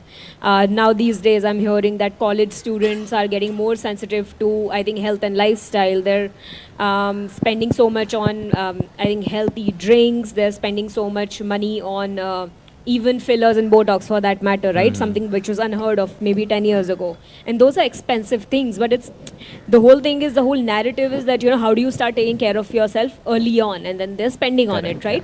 So I think, yes, India is a very price sensitive market, but what we've been seeing in the last 3 to 4 years is it's also driven heavily by trends. Heavily by social media, Correct. heavily by, what the Gen Z, or maybe now after Gen Z, Gen Alpha, what do they want? So brands are good brands, good founders are, following those trends, and they're trying to understand how do I capture, this market. Like, for example, there's a D2C founder recently messaged me. He wants to do some food flavored body lotion and body washes, which are supposed to be in a certain texture that Gen Zs will like, okay? And all of it is based on collaboration, right? So I thought it was very interesting. So he's like, I'm only doing this for Gen Z. I don't want anyone else to, participate. I don't want anyone else to buy it. Just now, I think among the stalls here, I tried this solid perfume, and it's a Gen Z solid perfume, right? Okay. So, I mean, I told him ki this is not like, the only solid perfume I've seen in the market. So many, But his whole branding is going towards younger Gen Zs, right? The whole packaging is such. So they're using very clean ingredients and interesting scents, and they've named it also something like, I'm a baddie, I'm a badass, all of that. So Yeah. perfume names are actually directed towards those consumers. So I would say the way I see D2C market today, I think there is space to make people spend more if you can just be a little creative and you are sort of, very smart about what that target consumer wants, I mean, there's so many examples, but I'll not take too much time. I don't know what to talk after, three stalwarts have spoken, but I have, some different perspective. Yeah, sure. And, I don't know how many of you have been tracking the, country in general. We are almost around 1.45 billion. Yeah. When I was in college, like you people, average age of India was X. Any idea what's the average age today? India? Any wild guess? Huh? Ma'am, कौन से college से हो? I think for quite some time it was around 24, but I think currently we are around 26. And 2-year difference is huge. It's not a small number with a base of 1.4 billion, population. And price sensitivity is basically a function of my ability to pay. Yeah. ठीक है ना, अगर मेरे जेब में 2 रुपए हैं तो मैं 2 रुपए वाली ही चाय पीऊँगा. Correct. और अगर मेरे जेब में 1000 है तो मैं 500 रुपए की चाय पीने से झटकूंगा नहीं, right? Now again, let me give you some differentiation. When I was kid 30 years back, like you people, of course, मैं भी ये job देता, madam, चिंता मत करो. So that time, the per capita income was in range of $680-720. अब जरा mathematics करिएगा, आप सब इंजीनियरिंग स्टूडेंट हो, उस समय डॉलर होता था 18 रुपये या 19 रुपये 20 रुपये. अब मल्टीप्लाई करो क्या इनकम होती थी. फास्ट फॉरवर्ड 30 ईयर्स, आज में per capita is something around 24 और $2600 एंड डॉलर इज 90 रुपीज़. तो आप देखो मेरे जेब में पैसे कितने, उस समय कितने होते थे और आज कितने हैं. ठीक है. और एक फंडामेंटल शिफ्ट बताता हूँ मैं आपको कि I think we are choice hungry, right. India was always considered to be snake charmer country, but धीरे धीरे सिचुएशन चेंज हुआ है, right. Today if I have a choice and I have money, I am willing to pay for it. For example, my kids love McD's and all those fast food. 80 रुपये का burger होगा, 120 रुपये delivery का देता है वो. ठीक है. मुझे वाइफ बोलती है खाना, तो मैं अपनी गाड़ी निकालता हूँ, लेके आता हूँ, 80 रुपये में 120 रुपये बचाता हूँ. कंट्री में फंडामेंटल शिफ्ट हो रहा है, right. It's not because what I am earning और what I can not, because हमारी जो अपब्रिंगिंग है was save. We always use to think about roti kapda makaan, फिर कुछ सोचते थे, फिर गाड़ी आती थी. But today, that's not the case, because I just told you the per capita income, exchange rate. So India is going through fundamental, changes. Secondly, in last 5 years, if you see, India actually has leapfrogged in terms of technology by 5 years. Example, जब pre-COVID था, दादाजी को feature phone में मजा आता था. जब समझ में आया कोविड में कि बेटा भी नहीं आ रहा पास में, अगर दूध मंगाना है तो स्मार्टफोन सीखना है, राइट. अगर किसी को पेमेंट करना है तो जीपे करना सीखना है. तो नेसेसिटी में एक तो कनेक्टिविटी हुई, सबके बैंक अकाउंट खुल गए, सबके बैंक से पैसे जाने लगे, right. So ability to connect and pay was done across country, north south, कौन सा भी गाँव हो, खेड़ा हो. I think people in villages are more smarter. If you do statistics, the consumption of data is much higher than what we do have. Correct. Right. So fundamental shift हुआ है. Secondly, I said we actually are choice hungry. Right. So today I don't think country is price sensitive. Yes, we value, but in my view, in next 5 years, the things will be different. मैंने age पूछा था was for a specific reason. By 2030, it is anticipated 60% of India's population would be working. आप इसकी गणित करो, it's almost around 800 million. और ये 800 million में जो young population उसकी quantum बहुत ज़्यादा है. And today they don't have to worry about house, they don't have to worry about food, they don't have to worry about clothing. Because country have gone from a per capita income of 800 to 2400, और जब तक वो 230 आएगा, I think will be around 3200 और may be 28, right. तो country का हालत सुधरा है. So what this guys are saying, I think it's slightly different from that. They are enjoying because today connectivity is there. They are enjoying because people are able to pay. They are enjoying because I have a desire to pay for a thing which they are offering me because I see value in their product. मेरी बात करोगे हमारे as वालों की तो यार छोड़ो यार, मतलब सी. सो फंडामेंटल चेंज हो रहा है. I think in 5 years time India will be different and businesses like this will flourish more than what it was 7-8 years back. तो फंडामेंटल शिफ्ट हो रहा है. हम ना तो पुअर कंट्री हैं, चॉइस डेफिसिट है, पेइंग कैपेसिटी है. चॉइसेस मिलेगी तो मैं पे करूंगा और एंजॉय करूंगा. That's my view. And I'll just add to it. It's not even कि paying capacity है.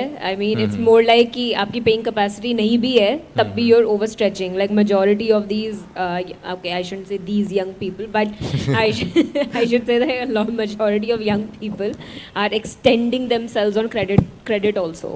In Good order to, point. let's say, travel or have some experiences, that whole idea that you need to have some things, they are in your reach, but you need to extend beyond your monthly pay, which you can get later, so you're doing it. Thanks Bhavna bringing this point. तो एक और fundamental shift में एक और चीज add कर देता हूँ कि हमारे जो जनरेशन के लोग हैं ना, सेविंग इकोनॉमी वाले थे. एफडी बनी कि नहीं बनी, राइट? सेविंग बैंक में कितना अकाउंट है, मकान लिया कि नहीं लिया, सोना चांदी है कि नहीं है, राइट? सेविंग इकोनॉमी बचा लो. आई थिंक इसी इकोनॉमी ने इंडिया को कोविड के टाइम बचाया. बट अभी फंडामेंटल शिफ्ट हो रहा है. आज की तारीख में India is moving away from saving economy to credit economy, right? अगर मेरी कैपेसिटी 1000 की है, I don't mind taking a loan, fast loan, buy now pay later, right? I want to live in today's world.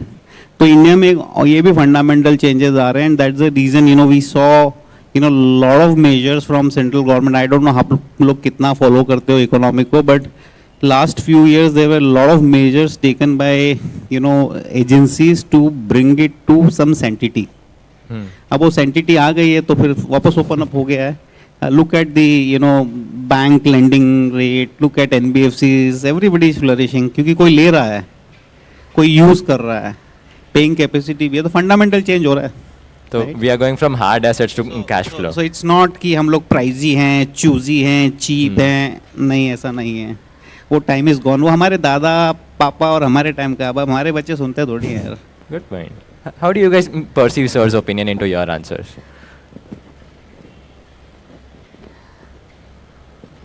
Hello. So basically, he's right on his point because even I have a same debate with my father on same thoughts. Like, Sorry guys, मेरे को जगह रखने के लिए इन लोग ने चाय लाया है. तो they know that I'm sleeping on stage. So sorry for me having tea. Why normally I don't do, but I'd been having long nights and travel for last 2 days. तो थोड़ा सा करना पड़ता है. Sorry.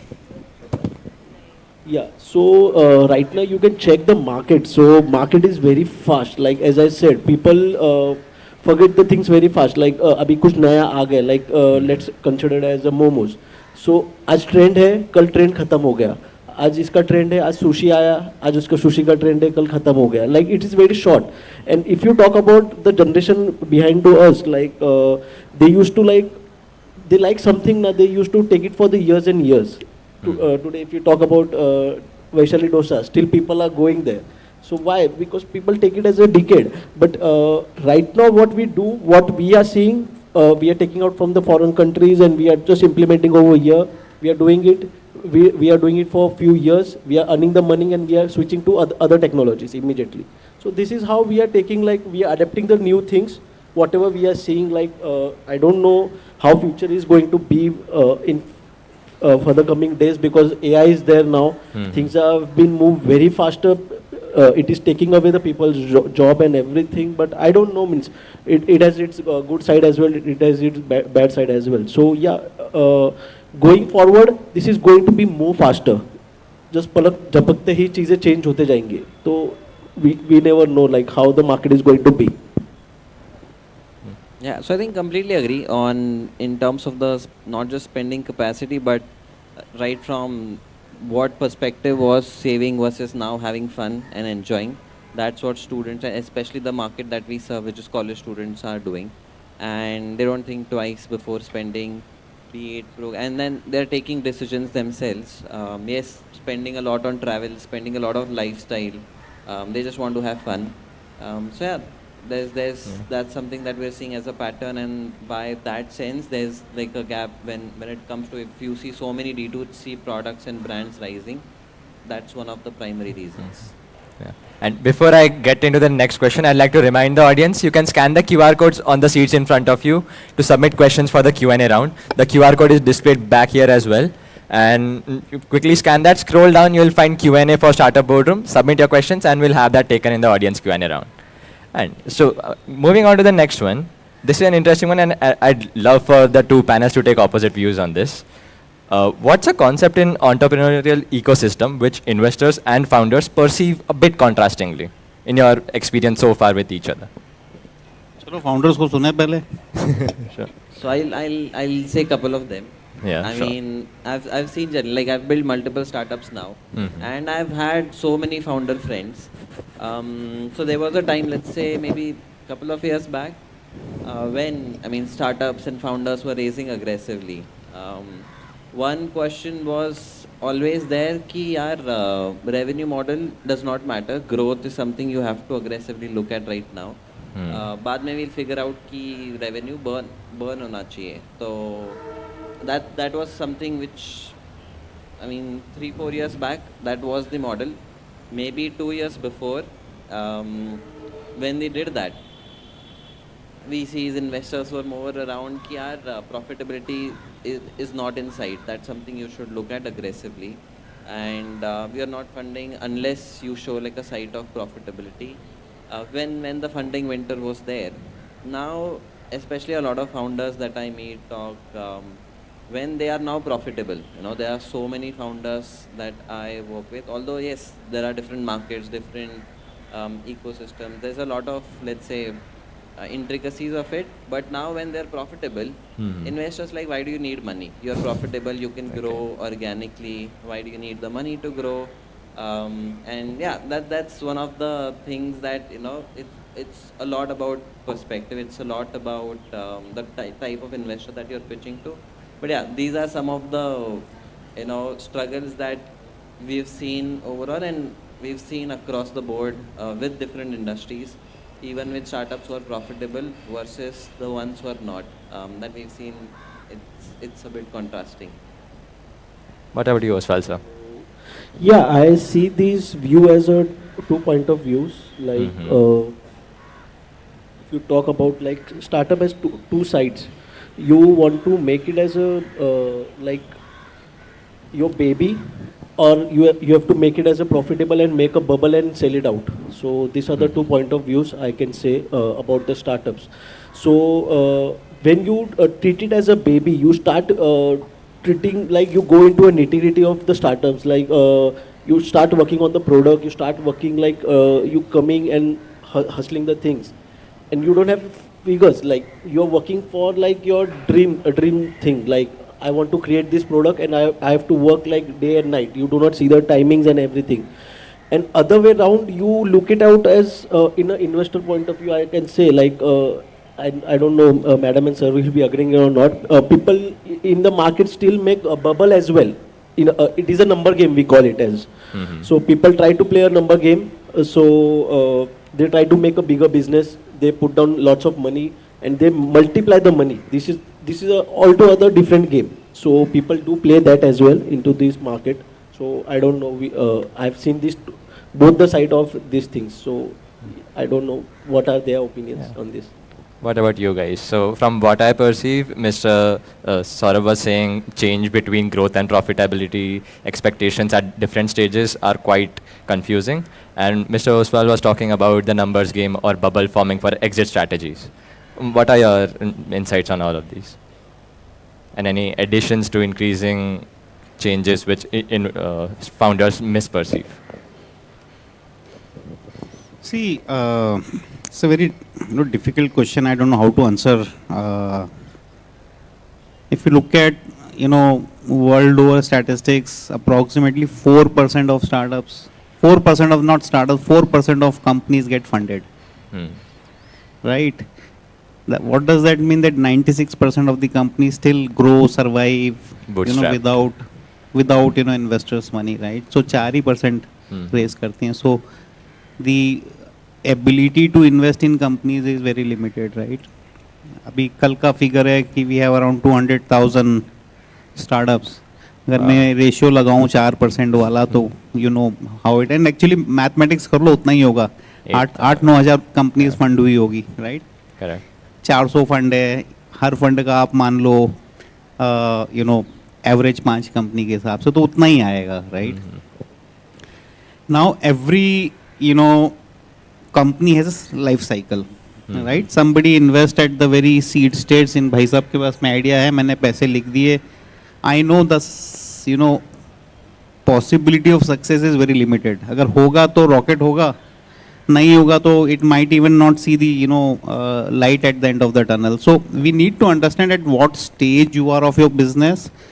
Today I focus on deep tech, और मुझे पता है deep tech कंपनियों 5 से 7 साल तक तो कुछ होता ही नहीं है. मालूम भी नहीं पड़ता है कि ये कंपनी 7वें-8वें साल में जाएगी, प्रोडक्ट आएगा, बिकेगा.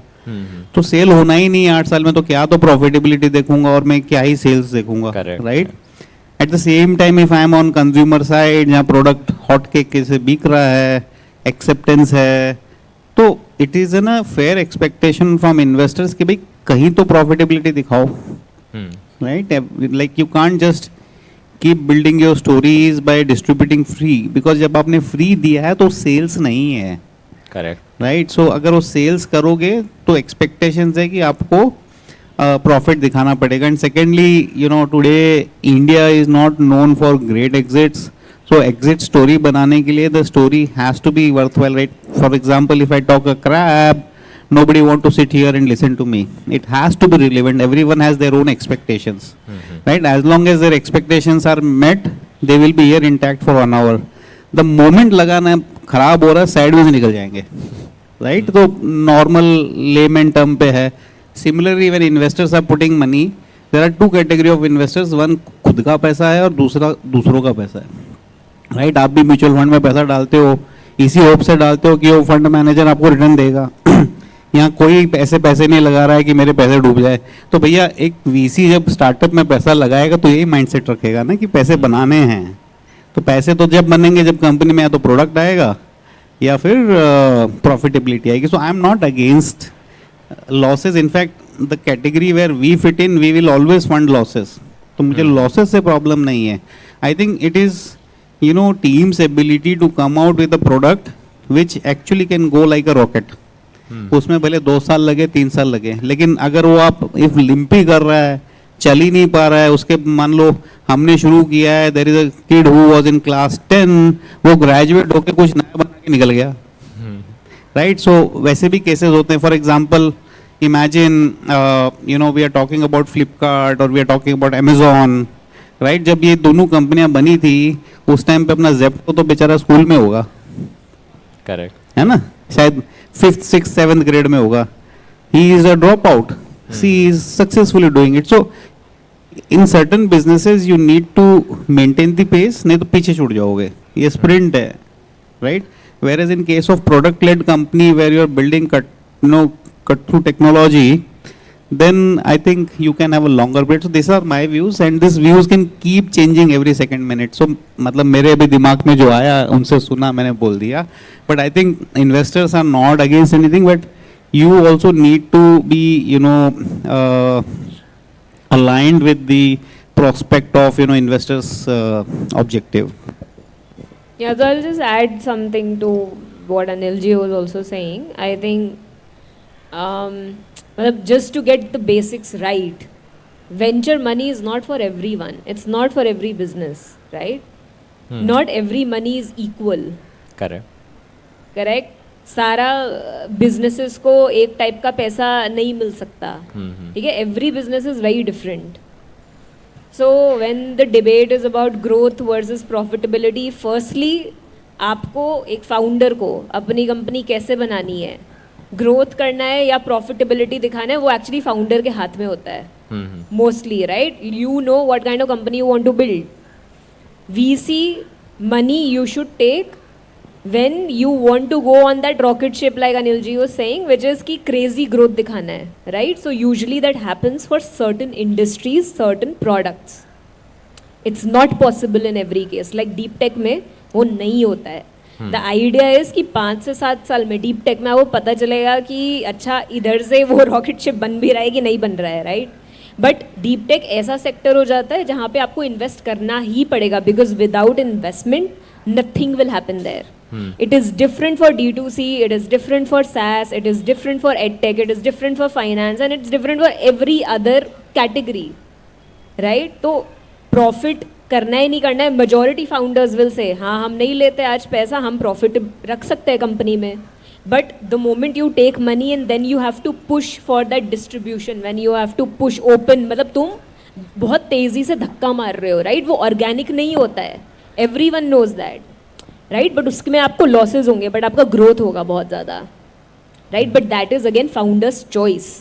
तो वी टेल फाउंडर्स कि आपको you need to know ki who are you asking for money and for what are you asking for money. A lot of founders, in my experience, and I try to teach them as much as I can, they don't understand this difference a lot of times, right? Unko, they think ki every business needs to have money. Actually that's not true. you know, majority businesses can run without money. In fact मेरे लिए सबसे सबसे बड़ा red flag है अगर pitch में कोई founder मुझे बोल दे कि मैडम पैसे के बिना तो मेरा बिजनेस बंद हो जाएगा. मैंने कहा भैया आप मेरे से तो बिल्कुल भी मत लेना पैसे. Don't take money from me.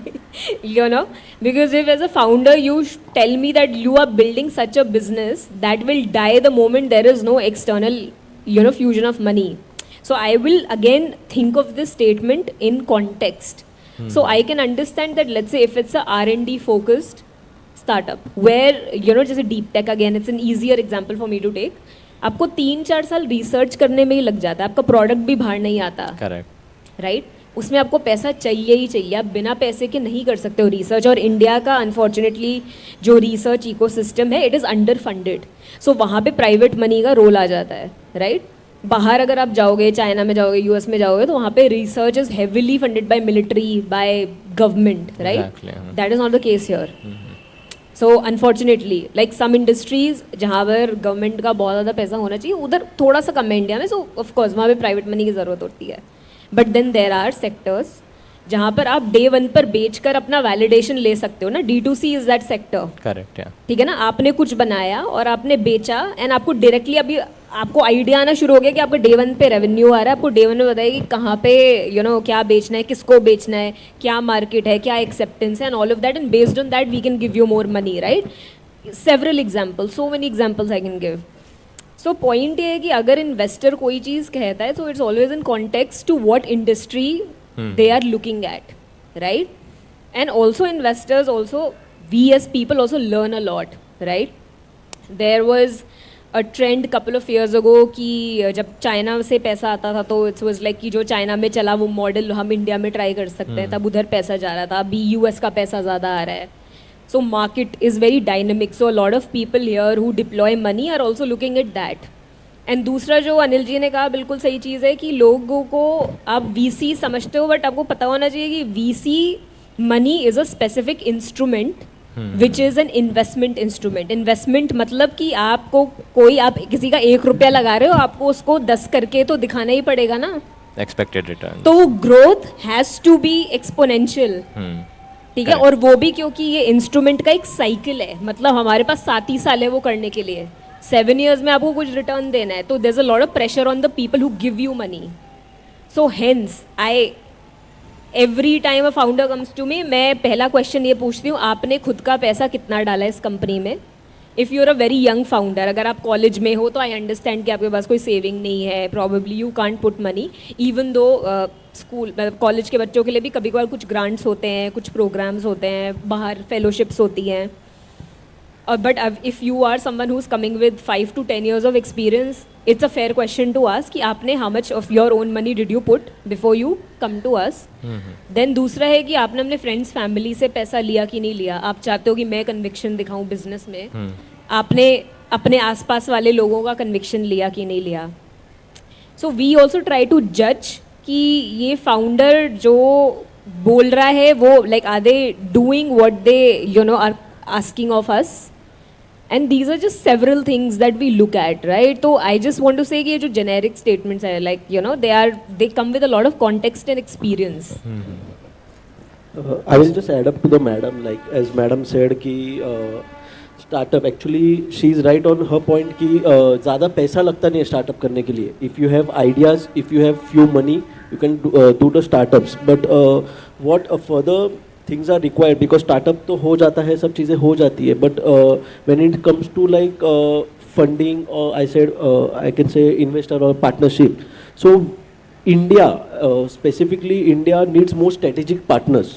What I feel like they are investors, they are good investors as well, but what I look out for like is strategic partners. When I say strategic partners, what I mean is someone who can get involved into the things, because everything is not a money power. You need a brain how you need to run the business, because your strategies, planning and everything will take you with a strategic partner. For let's take it as an example. I'm running like a few got let a clothing shop.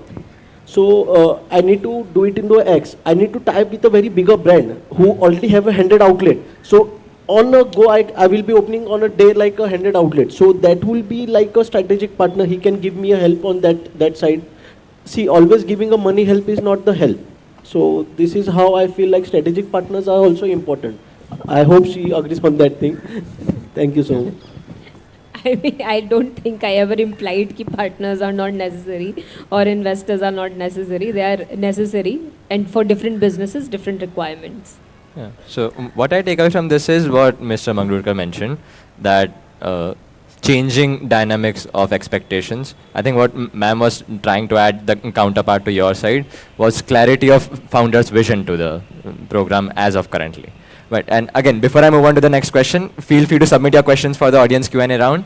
And the next question is one I came across from a book. I think John D. Rockefeller's biography, you must have, all of you being in the game must have read it.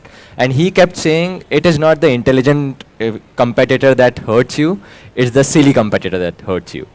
With which he was trying to imply that the competitor selling below cost, there is no way you can compete with a startup or an industry trying to destroy itself. So what I want to know is, how do startups and investors perceive real competitors? What are real competitors in your individual experiences?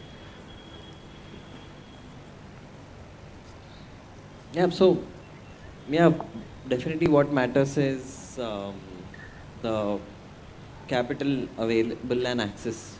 You know, there are, let's say, startups, and obviously it depends on the field, but when it comes to our field, scale really matters. With more than 65 million going college students, scale really matters. And the deeper the penetration, the deeper the retention that you have as a product, and with the community-based startup, the more number of students or people are there, the more important it becomes or more useful it becomes for the other people on the community. So the faster you achieve scale, the more defensible you become. So yes, for instance, capital does play a lot of major impact when it comes to like a B2C startup with a community startup specifically.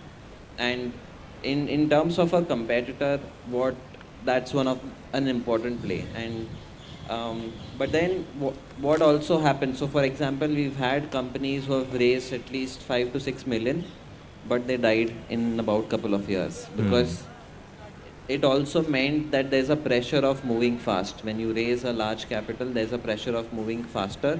In that sense, you make a lot of mistakes. So, and when the core foundations are not right, if you do not have a product market fit, and if you try to scale very early, it eventually leads to that. So that's something which also is a bane, apart from a boon. If you do not have fundamentals right, if you do not have unit economics figured out really early on, and mid journey you realize after spending a lot of cash, okay, it's not going to work out or it's not going to be feasible, so it's something becomes a disadvantage for sure. So the ideal way to look at it is when you're building a company, core fundamentals are sorted, values and how much of a value it's giving to the user is sorted. Retention, it should not be a leaking bucket. So that's something that we have seen in the competitors that we've had.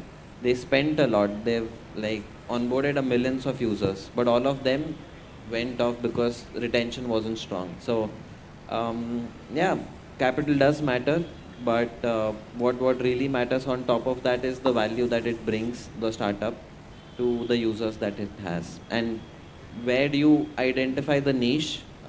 Again, there are companies who might serve a larger market, but if you do not have the power to sort of serve them, I think a smaller niche with a specific focus is the real way to beat them, or at least get an entry into the market.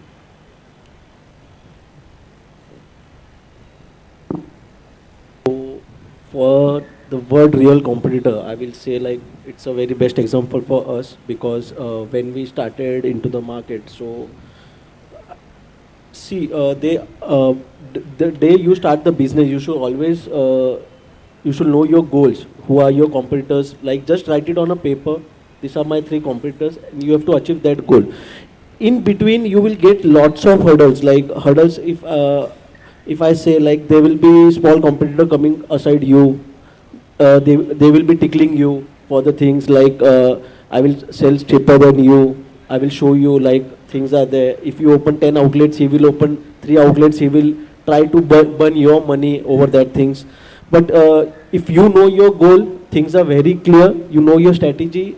If you know your R&D, actually, where people do lag into this industry is R&D, because you should always know from where you have started. People have started behind you, so they do not know what hurdles you have already gone through. So it is much easier. You're already ahead, so you need to just focus on your goals and you have to clear that thing, and you will be on your place. So today, the reason we are here, that is the only things. Our target is very clear. We have to reach that. So this is the thing. I'll give a very short answer. For me, when as investors we look at competition, it's very simple for me. The competition is someone who's probably making similar solutions and they've identified the same problem, right? A startup is solving a specific problem. And there are other players in the market who have also identified the same problem and they're solving in a similar way or exactly the same way. They will impact your customer in the same way. They will take up exact space in the customer's life. तो I consider them competitors. कभी कभार वो हम उनको बोलेंगे direct है क्योंकि वो exactly same कुछ काम कर रहे हैं, या वो indirect competitors है कि अभी नहीं तो future में कर सकते हैं. But the idea is कि उनके लिए वो customer, जो आपका customer है वो उनका भी customer है. ठीक है ना, जिस तरीके से वो कस्टमर रिएक्ट करेगा to you, they will probably react in same way to others as well. So for me that would be a competitor. मतलब उसके लिए आपको थोड़ा सा शॉर्ट व्यू, थोड़ा सा लॉन्ग व्यू रखना पड़ता है and you have to think deep. मतलब you can not be narrow कि अच्छा लेट्स से मैं एक्स चीज़ बेच रहा हूँ तो एक्स चीज़ के खरीदने वाले कितने लोग हैं. You have to think of the future also a little bit like 5 years down the line. That's very broad answer from me. Okay, I think my friends have covered well, but in my view, I think competition matters to me. You know, if I don't have a brand loyalty, because they can eat away my business. It matters to me if, I don't have a superiority to the substitutes. It matters to me if I am not cheaper to, the second best available product to me, right? But now let me give you perspective of, VC investor. We basically invest in something which is futuristic. We invest in something which is non-existent. It may be, new way of doing things, or it may be disrupting, doing something similar, but using technology. For example, we all know about microfinance, right? Where, a manager will go out, will form a group of people, will make their file, will approve it, disburse it and keep collecting, right? It's a very cumbersome, lethargic process. But we came across a company which was basically trying to do micro lending using mobile phone. Now imagine if somebody has to go for disbursement of, let's say, 3 lakh loan, and you are doing 300 crore, a month. So 3 lakh to first 3 crore to 30 crore, 30 crore to 300 crore. Now you see, how many number of people you will need and what wider area you would need to cover to do this kind of lending. And we invested in a company which uses technology, and they disburse same kind of loan without a single person going out of the office now, right? So what matters to us from competition perspective is, team's ability to execute better than their substitutes, right? If you are not able to perform, if you are not able to execute, however good, bad, ugly you are, I think what at the end of the day is matter is somebody is buying it, using it, paying it, right? I think I'm not worried about price. If I am able to fulfill the customer's requirement, I think people will still pay more. And let's look at, vada pav, right? Everyone likes it, yummy one. I go roadside, you get it for 10 rupees, 20 rupees. Then came all know about Goli Vada Pav. I am sure you guys would know because they had several centers in Pune but not to be seen. And वहाँ पर अपना एक McDonald's burger आता है जो देसी वड़ा पाव है, वो विदेशी वड़ा पाव है तो आलू ही, राइट, ये बेसन में तलता है, वो उसको फ्राई करते हैं, right. Here I am willing to pay 8 times more than the vada pav I get on roadside, right? So competition तो है, but depending what value proposition or what need I am solving for the customer, and I do that consistently and at a scale. I think if that is not there, then I am worried. Thank you. Yeah. Thank you all for your insights. We'd like to move to the final round, which is the audience questions.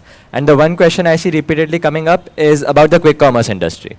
Quick commerce industry has shown that it is very fast to be adapted, but it is still lacking behind in profitability. We see headlines every day. They raise new fundings, but profitability is in far side. What do you think? Can it survive for long enough to become profitable?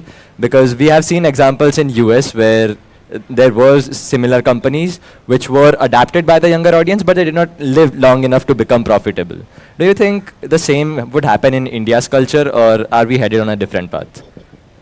I may have a views, but I'll skip this one. I think this more for these three people, youngsters. I'm more a deep tech investor, so anyway, I don't invest in quick commerce.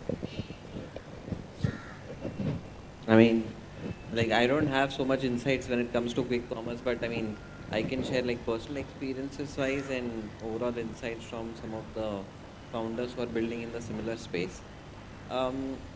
With, as you mentioned, I think the price sensitivity changing and the market trends changing, there is a shift for sure. People are okay to pay a premium even for the delivery fees, which they were not okay, let's say, a couple of years before. And overall, even now with Zomato or with Swiggy, now with users also okay to sort of pay a premium just for the service that they're getting. There might be hope is what I see, but it really depends on internal operations, optimizations, depends on the efficiency of how the entire model is built. So it really depends on company to company. You can't generalize. It really depends on the smartness of the founders and the leadership involved in it. But yeah, I mean, looks with so much of, and although Zomato trying to sort of push profitability on Blinkit, there could be hopes, but again, just personal views, do not have much insights on those.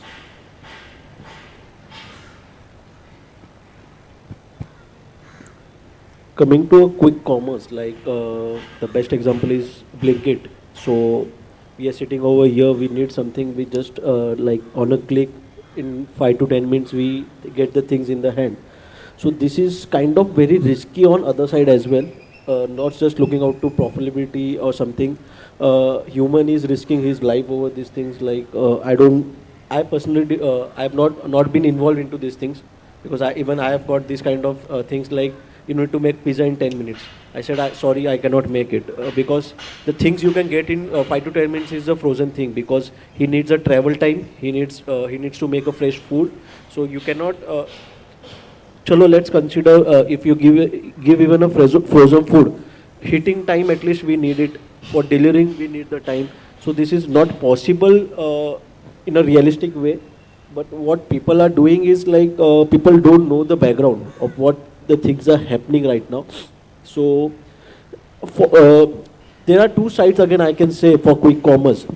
You should at least increase the time, and you should only put it for the very necessity things, like medicines are there, because other things are like just for like your lifestyle, that is not required. You can just get up and you can get it from the shop next to you. Or else, if that is required, it will take an hour. That is not going. You're not going to die within an hour. It is not that necessary. Yeah, medicines and these things are very necessary, where people are getting out of the things, like they are not able to control. He is not able to breathe. He needs to take the medicine. So in that case, if things are running out into 15 minutes, that's okay. That is where we calculate as a quick commerce. We can say it as an emergency. Rather than using a word quick commerce, we can say emergency word, and we can utilize into that things. Other than this, quick commerce is very harmful for coming future, because today they are saying 10 minutes, tomorrow they will say 5 minutes to you as well. It's not very long way to go. Tomorrow they will say, I can give you in 5 minutes, and they will risking others' life. Don't make sense. That is not very necessary. If you don't eat for an hour, you're not going to die. So this is not going to make any which ways going to make a probability, because it is just ruining the life of the people, and this is going to stop somewhere else. That's it from my side. Anilji, you want to go first or? No, I said I'll skip this. Acha. So, quick commerce pe, I think, let me tell you, while it's a buzzword, I think it's a buzzword mostly for people who are consuming it, not necessarily across investment world also, because I think everyone has studied the And with this, I call the start of voting concluded. Thank you again, panelists, for this great discussion. Thank you so much, sir. Thank you, ma'am. Thank you so much, ma'am. I'd like to share a thank you to our sponsors, Vivikta, title sponsor for Pune Startup Fest, presented to you by Vivikta, of course, powered by ONGC. And with that, I'd like to inform you that CXO Conclave is shortly stopping you. Before ERP, missed orders, slow reports, endless chaos. After ERP, real-time insights, automated workflows, effortless growth. Up to 30% cost saving in operation.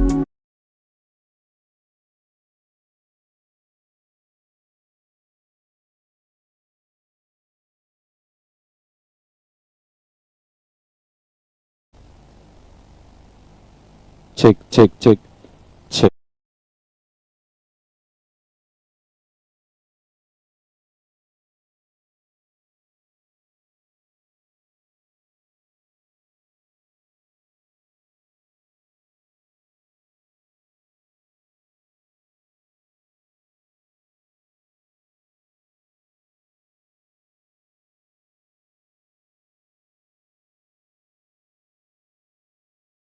Good evening, ladies and gentlemen, and a huge thank you for your patience. I, Jay Motwani, would like to introduce you to our honorable moderator for this session. Before I begin, a quick thanks to our sponsors. Vivikta presents Pune Startup Fest, powered by ONGC. Our moderator for this panel discussion is Mr. Udayan Kanade. He is the CEO and founder of Onirix Lab, where he leads a specialized R&D team in solving complex engineering problems through applied mathematics and advanced algorithms. A Stanford University alumnus with over 30 granted patents, his innovation in parallel processing and signal processing are cited by global tech leaders like Microsoft and Intel. Before founding Onirix Lab, he served as chief scientist at Cortidot Technologies, establishing himself as a pioneer in multi-core parallelism. Beyond his commercial work, Mr. Udayan sir is a dedicated educator, teaching high-level engineering courses and serving at the Board of Management at Vishwakarma Institute of Technology. With that, I request you guys to give a huge round of applause for our honorable moderator, Mr. Udayan Kanade, sir.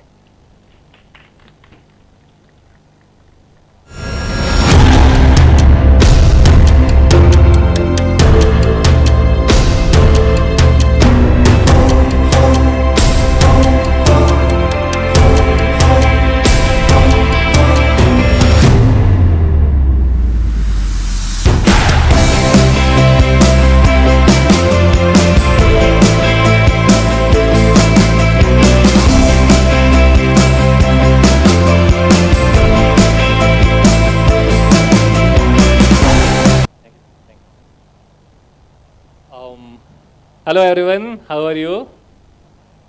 How has the day been?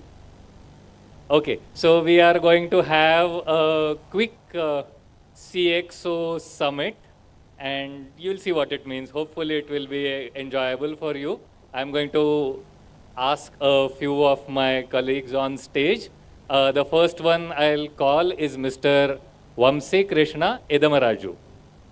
Mr. Vamsi Krishna is the Chief Technology Officer, CTO of Axis Mutual Fund.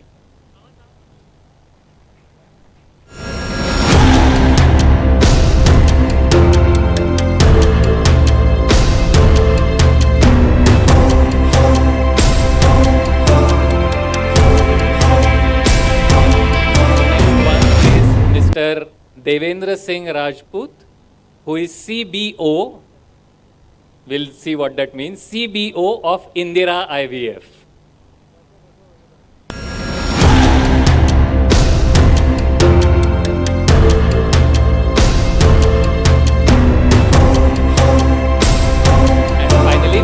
Mr. Sudhanshu Tripathi, who is CMO of Quick Heal. A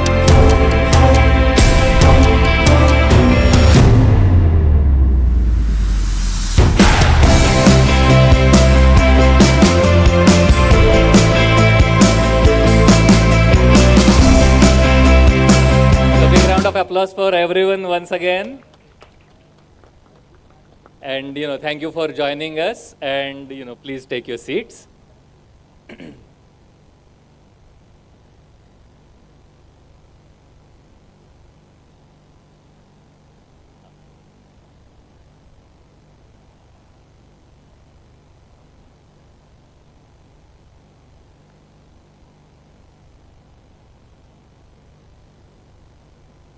Okay, so let me begin with how many of you are still students? How many of you are currently studying? Okay. Anyone who did not raise their hand, now raise their hand. We would like to know who those are. Okay, one person. Okay, okay, that's nice. How many of you are interested in the idea of a startup? How many of you are interested in entrepreneurship?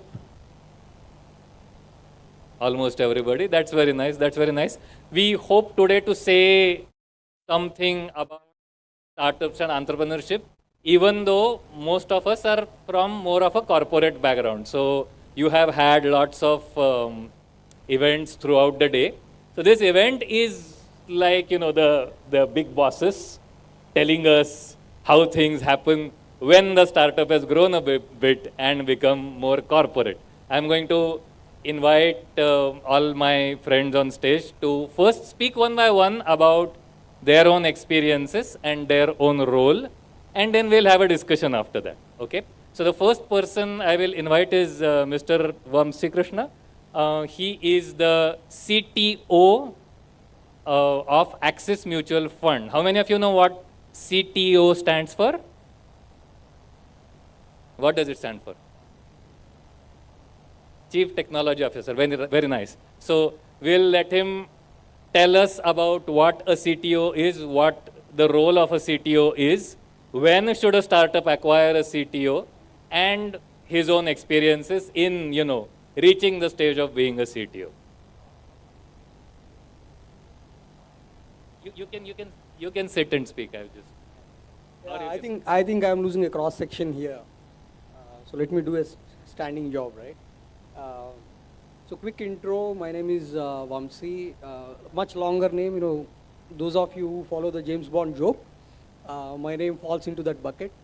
Generally, any application form, the number of boxes that they give can't fit in my name. So it's better to know me as Vamsi. I started my career 23 years ago as a Java developer. Over time, I've gone through multiple enterprises. One quick disclaimer: as much as we are trying to preach about startups, etc., my personal disclaimer: I have now run a startup. But as the saying goes, an old patient is generally better than a new doctor, right? So I've seen a lot of startups. I've worked with a lot of startups. A couple of startups where I've been an employee myself, and therefore had the opportunity to see the mechanics of a startup from close quarters, right? Circa 7-8 years ago, I moved into the shoes of the role that I currently do, that of a CTO's role. So we'll delve into what this role typically is, whether it's in a startup, whether it's in an enterprise.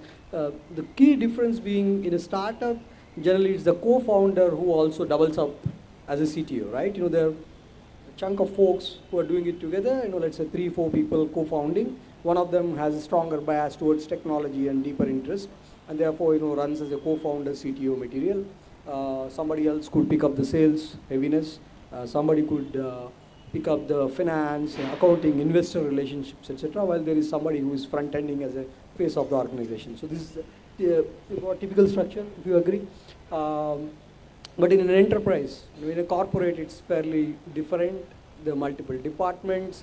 The technology department is one of the departments, just like you have departments here in COAP, and you got a mechanical, you got computer science, you got electronics, electrical, so on and so forth. So we've got functions like that. Each of the functions, what we try to do is to align with the overall business strategy. For example, I would be responsible for crafting out IT strategy, but then the IT strategy has to closely stick into the business strategy, right? So we'll delve more, and I will not eat the mic. I'll let the rest of the speakers introduce, and then we'll delve more into the conversation. Thank you so much, Vamsi. Next, I am going to ask Mr. Sudhanshu to speak to us for a few minutes. He is the CMO of Quick Heal. How many of you know the company Quick Heal?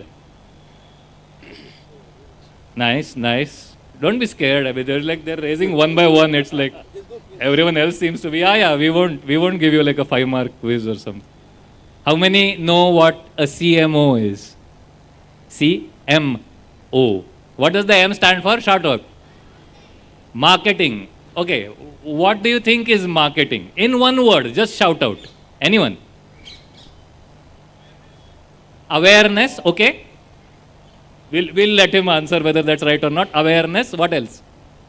Presentation. Okay. Advertising. Okay. One word.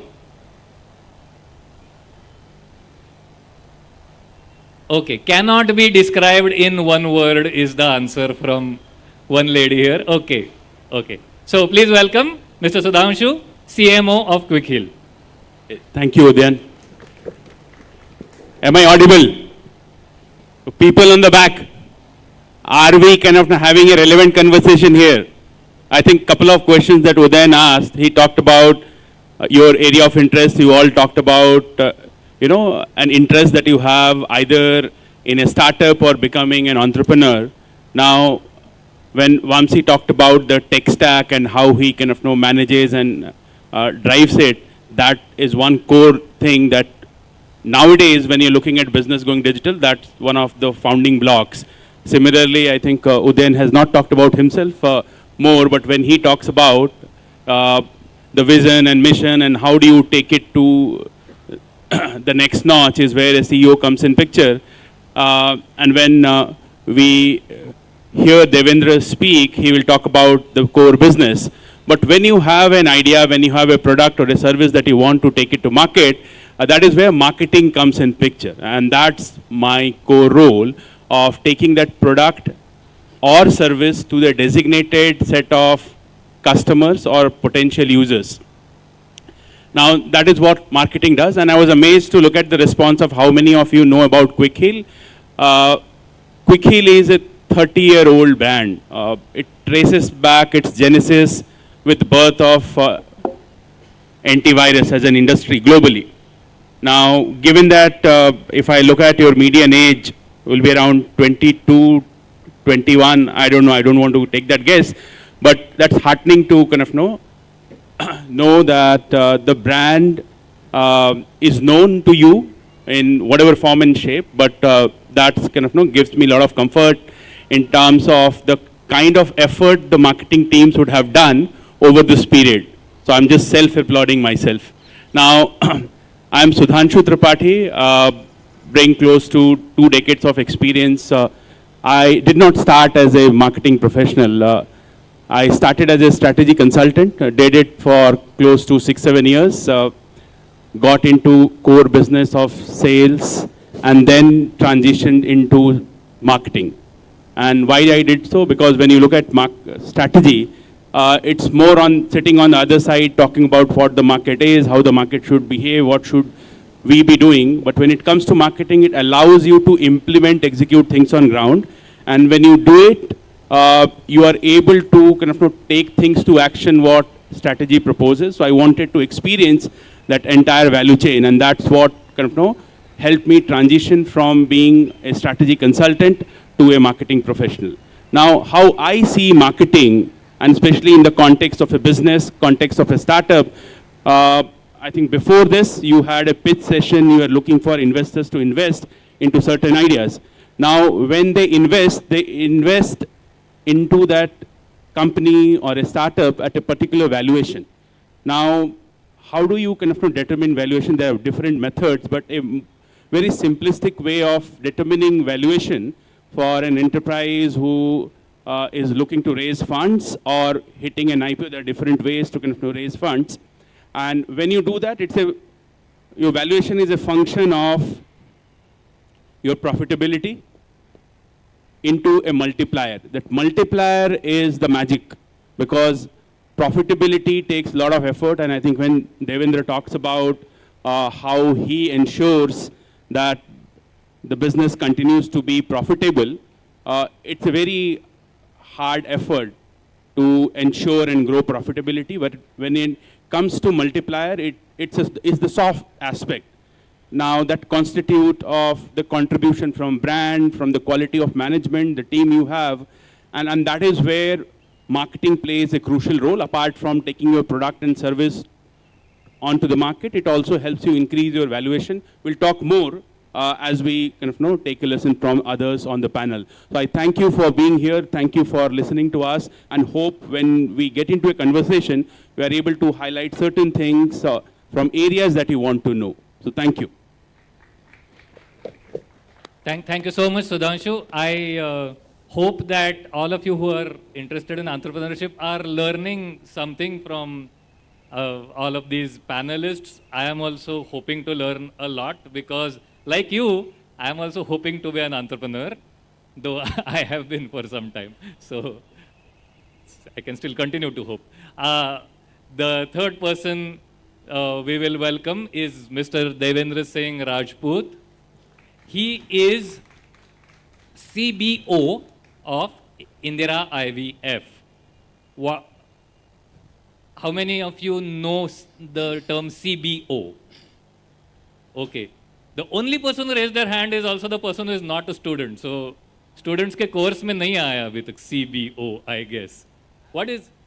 Imagine what B might be. Come on, take a guess. Wild guess. B. B for business. B for what else? Okay, only.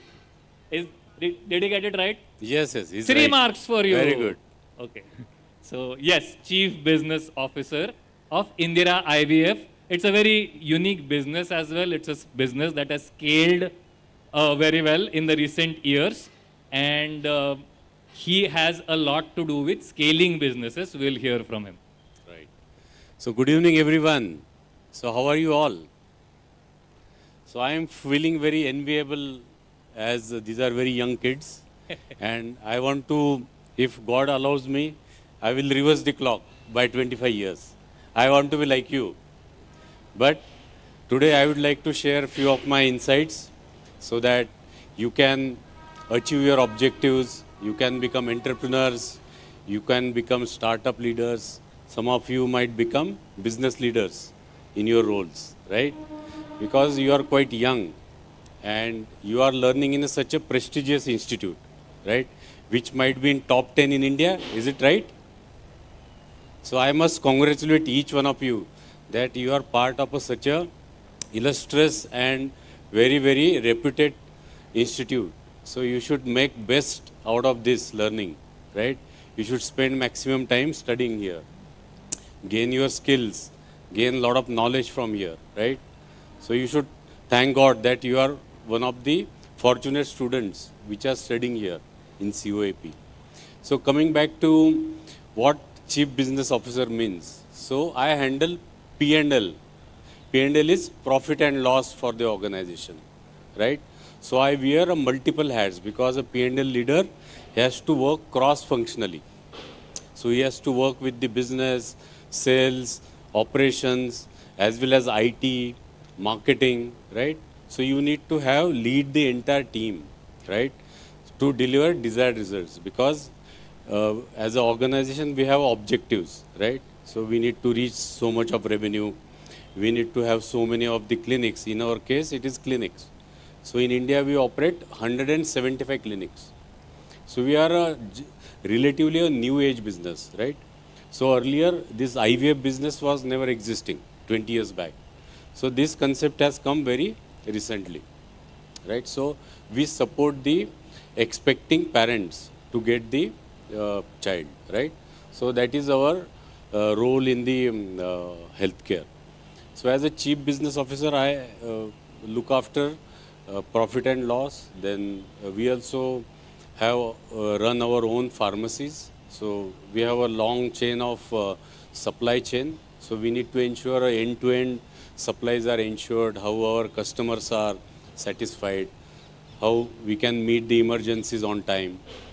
We also run our own laboratories so that the accurate diagnosis can be provided, because diagnosis is very important, because your treatment cannot start without an accurate diagnosis. So we also run our own labs. We also have our own in-house capability of embryology as well as various cryopreservation. So we use a cutting edge technology to manage our business. So we are the most accredited with the quality standards of Australia, UK, USA, and probably we are the world's largest IVF chain. That I can say very confidently. So coming back to my journey, like you also, I studied in Pune, right? So I studied here pharmacy in Pune University, and after that, I started my journey as a sales and marketing person. And throughout my career, I have been through 16 different roles, because every 2 years I have taken up a different role, right? From sales, then line management, regional role. Then I went to operations. I learned operations. So I was not aware about finance, so I learned about finance, right? Without finance and operational excellence, you cannot succeed as a business leader. So this is the journey I have gone through. And various stages I learned new skills, right? So we will talk more on this, how you can develop your entrepreneur skill, how you can develop your capabilities, how you can adopt new technologies, how you can adopt new skills. So we'll talk about that during subsequent discussions, I think. So thank you so much, Udayan. So I would like to invite you for sharing your experience with the audience. And he is CEO of One RX. So how many of you know One RX? One RX Labs. So they are into mathematical modeling, and they are supporting a lot of multinational organization in Europe, USA. So over to you there. So please enlighten the audience. Okay. Thank you so much. Thanks so much. Yeah, okay. I'll talk a little bit about myself. I usually don't talk about myself. I like to talk about, usually when you see me talking, I'm talking about mathematics or something like that, because I consider myself an applied mathematician. But this is about, CXOs and what do CXOs do. So I will talk a little bit about myself. I graduated from an engineering college in Pune, not the great COEP. I went to VIT, graduated in the year 2000. And then I went to Stanford University, where I studied computational mathematics.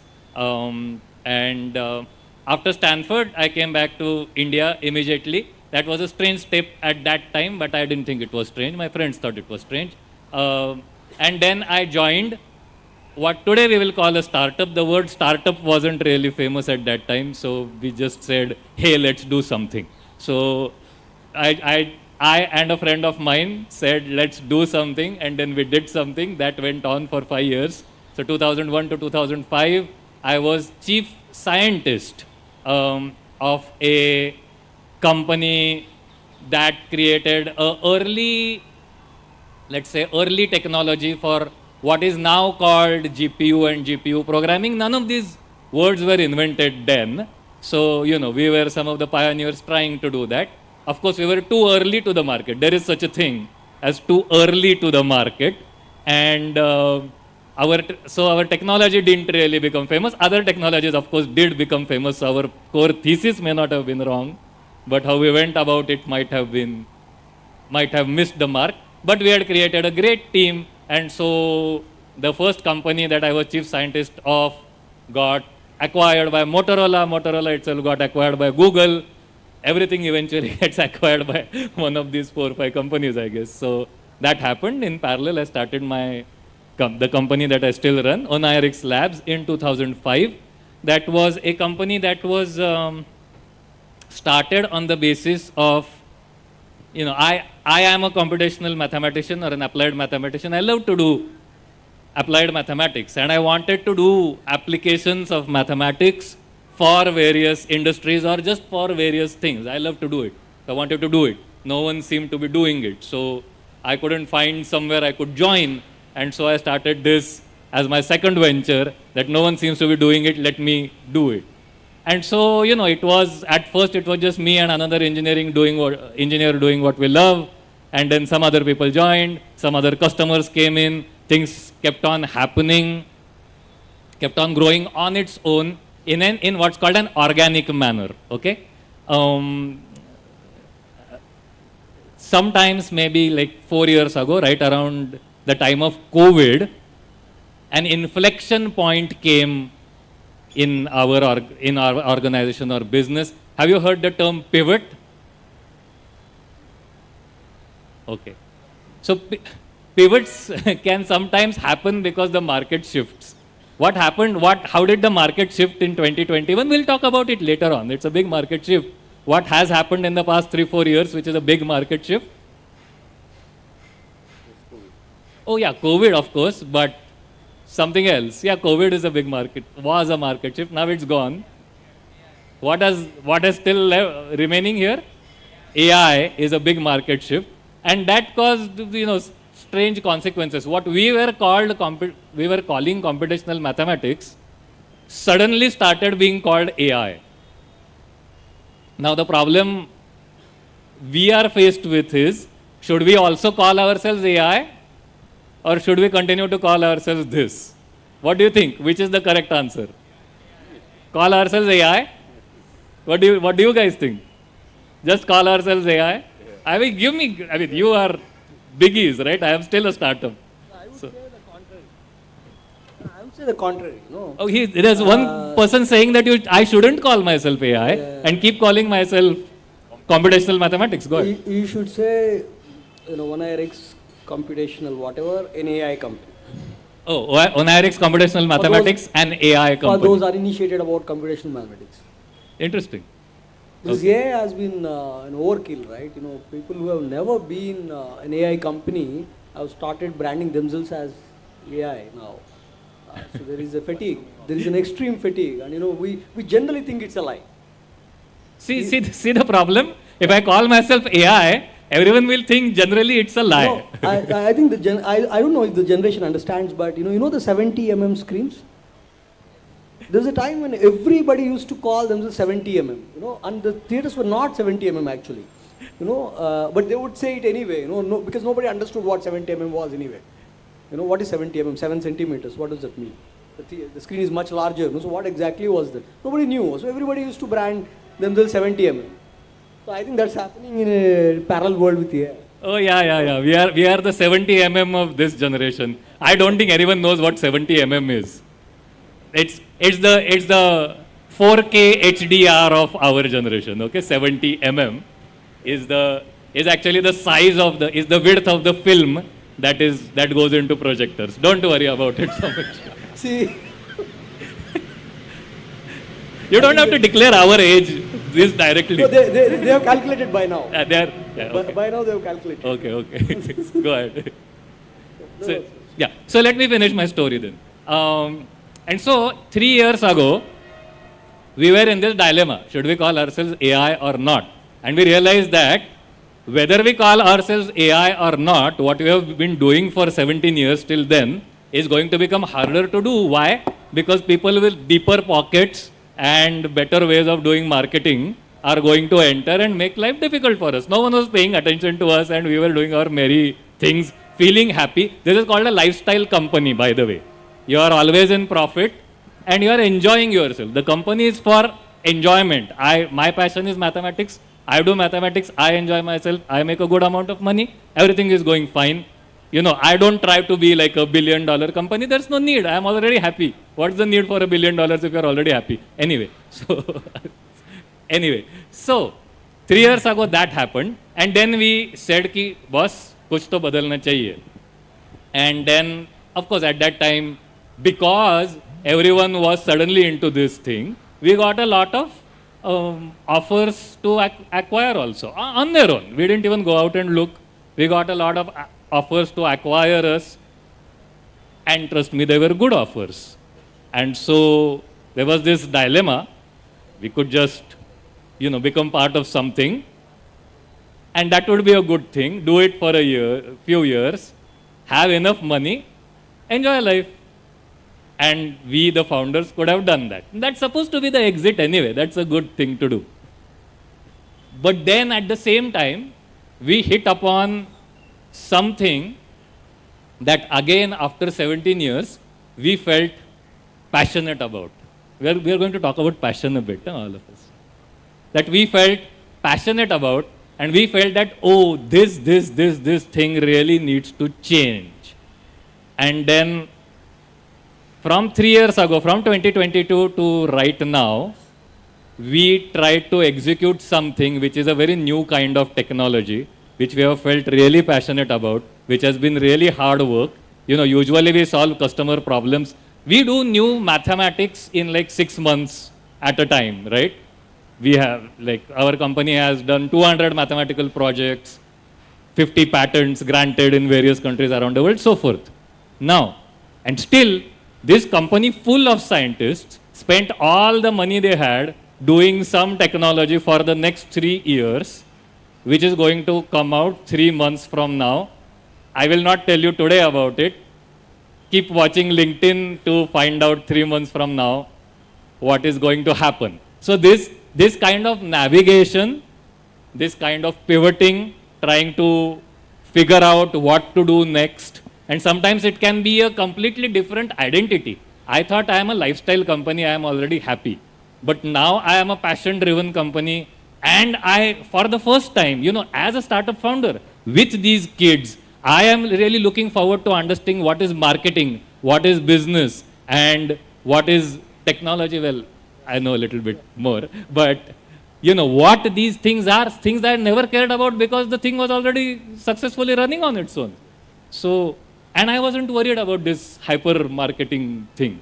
So then what I am saying is, even though I have run a company for 20 years now, I am still on your side. I am a new entrepreneur, just starting out on a new venture and trying to understand from you guys what that really means.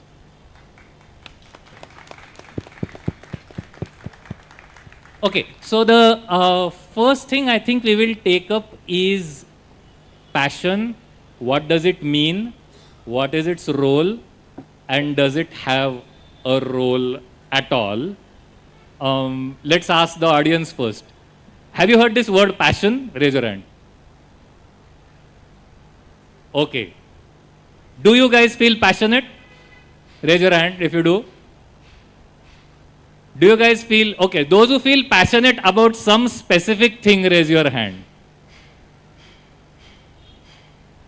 Those who guys feel passionate in general, raise your hand. Okay. Okay, that's a good point to begin, right? Is passion something general or something specific that you can feel about a particular thing? We all are from businesses that do very different things. Do we feel passionate about our business? Do we feel passionate about our role within the business? How do we define passion for ourselves? Anyone? Okay, let me start. See, when I look at passion, right, and the definition could be different, the drive could be different, because then you talked about, do we feel passionate about the business? Of course. So let me talk a little bit about what we do as a business. So Quick Heal is a cyber security pioneer. Now, what is cyber security? I think we're all connected to digital devices. You are all using internet. Now, the moment you get connected in any form and shape, you are exposed. And what Vamsi might talk about is the attack surface, right? Because the moment you get connected, you are exposing yourself.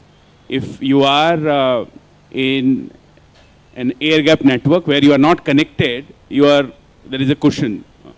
Now, the moment when you look at cybersecurity, and for last 10 odd years, if you look at global risks, cybersecurity has been one of the top risks globally. I'm not talking about India, I'm not talking about a particular country, So it has been a global risk throughout. Now, you also look at the recent geopolitical development. You talk about Ukraine war, you talk about recent Operation Sindoor that happened between us and our neighbor. Cybersecurity has become the fifth frontier. Now, what is a frontier? When you fight, when you get into a fight with a country, for example, earlier we used to have our defense forces kind of go on land and fight a battle. Then we had Air Force who will kind of create a soft landing for the defense forces. And if you're waterlogged, you have Navy coming in picture. Then suddenly we started investing into space. So you have a satellite watching over you. There are different things that happen. So space became the fourth frontier. Now suddenly cybersecurity has become the fifth frontier for every country. A lot of things happen even before you feel that you are in a war situation, which you do not know. Suddenly your electricity goes off, so the grid switches off, your telecommunication network gets wiped off. So today you have a phone number, tomorrow assume you have nothing because the number which is stored somewhere in a telecom server, that server data gets deleted. Now suddenly you can't talk to anyone. Your entire infra comes to or comes crashing down. Now this is what typically happens when there is a cyber warfare. Now, because cybersecurity is a risk, cybersecurity has got multidimensional. Now, it has tremendous impact on humanity today. And that is what, because it has tremendous impact, and that is a drive where we as a custodian of cybersecurity, I can claim it from an Indian perspective, that I am the custodian of cybersecurity when it comes to India, made in India for the world. So I feel accountable to protect people, protect country, protect the critical infrastructure, and that is the passion that brings us back to business.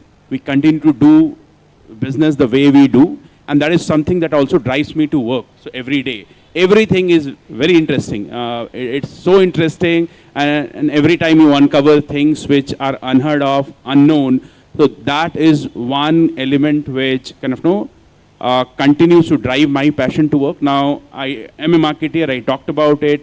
Now, the moment you talk about marketing, it expands your purview, you kind of unlocks different segments, sectors, countries. Now, that is something when you do for a brand, you are creating awareness, you are creating equity for the brand. Now, that is something that you do and unlock value. And that value unlock kind of continues to drive me. So I talked about the business, I talked about the role. So definitely, I'm very passionate about these aspects. And if I look at my last few years, what has continued to drive me is the intersection of technology and human impact. So how technology is being used to create human impact, that has been a driver, and that has been the enabler of my passion. I hope it was a long answer, but I kind of thought of answering it in detail. Thank you.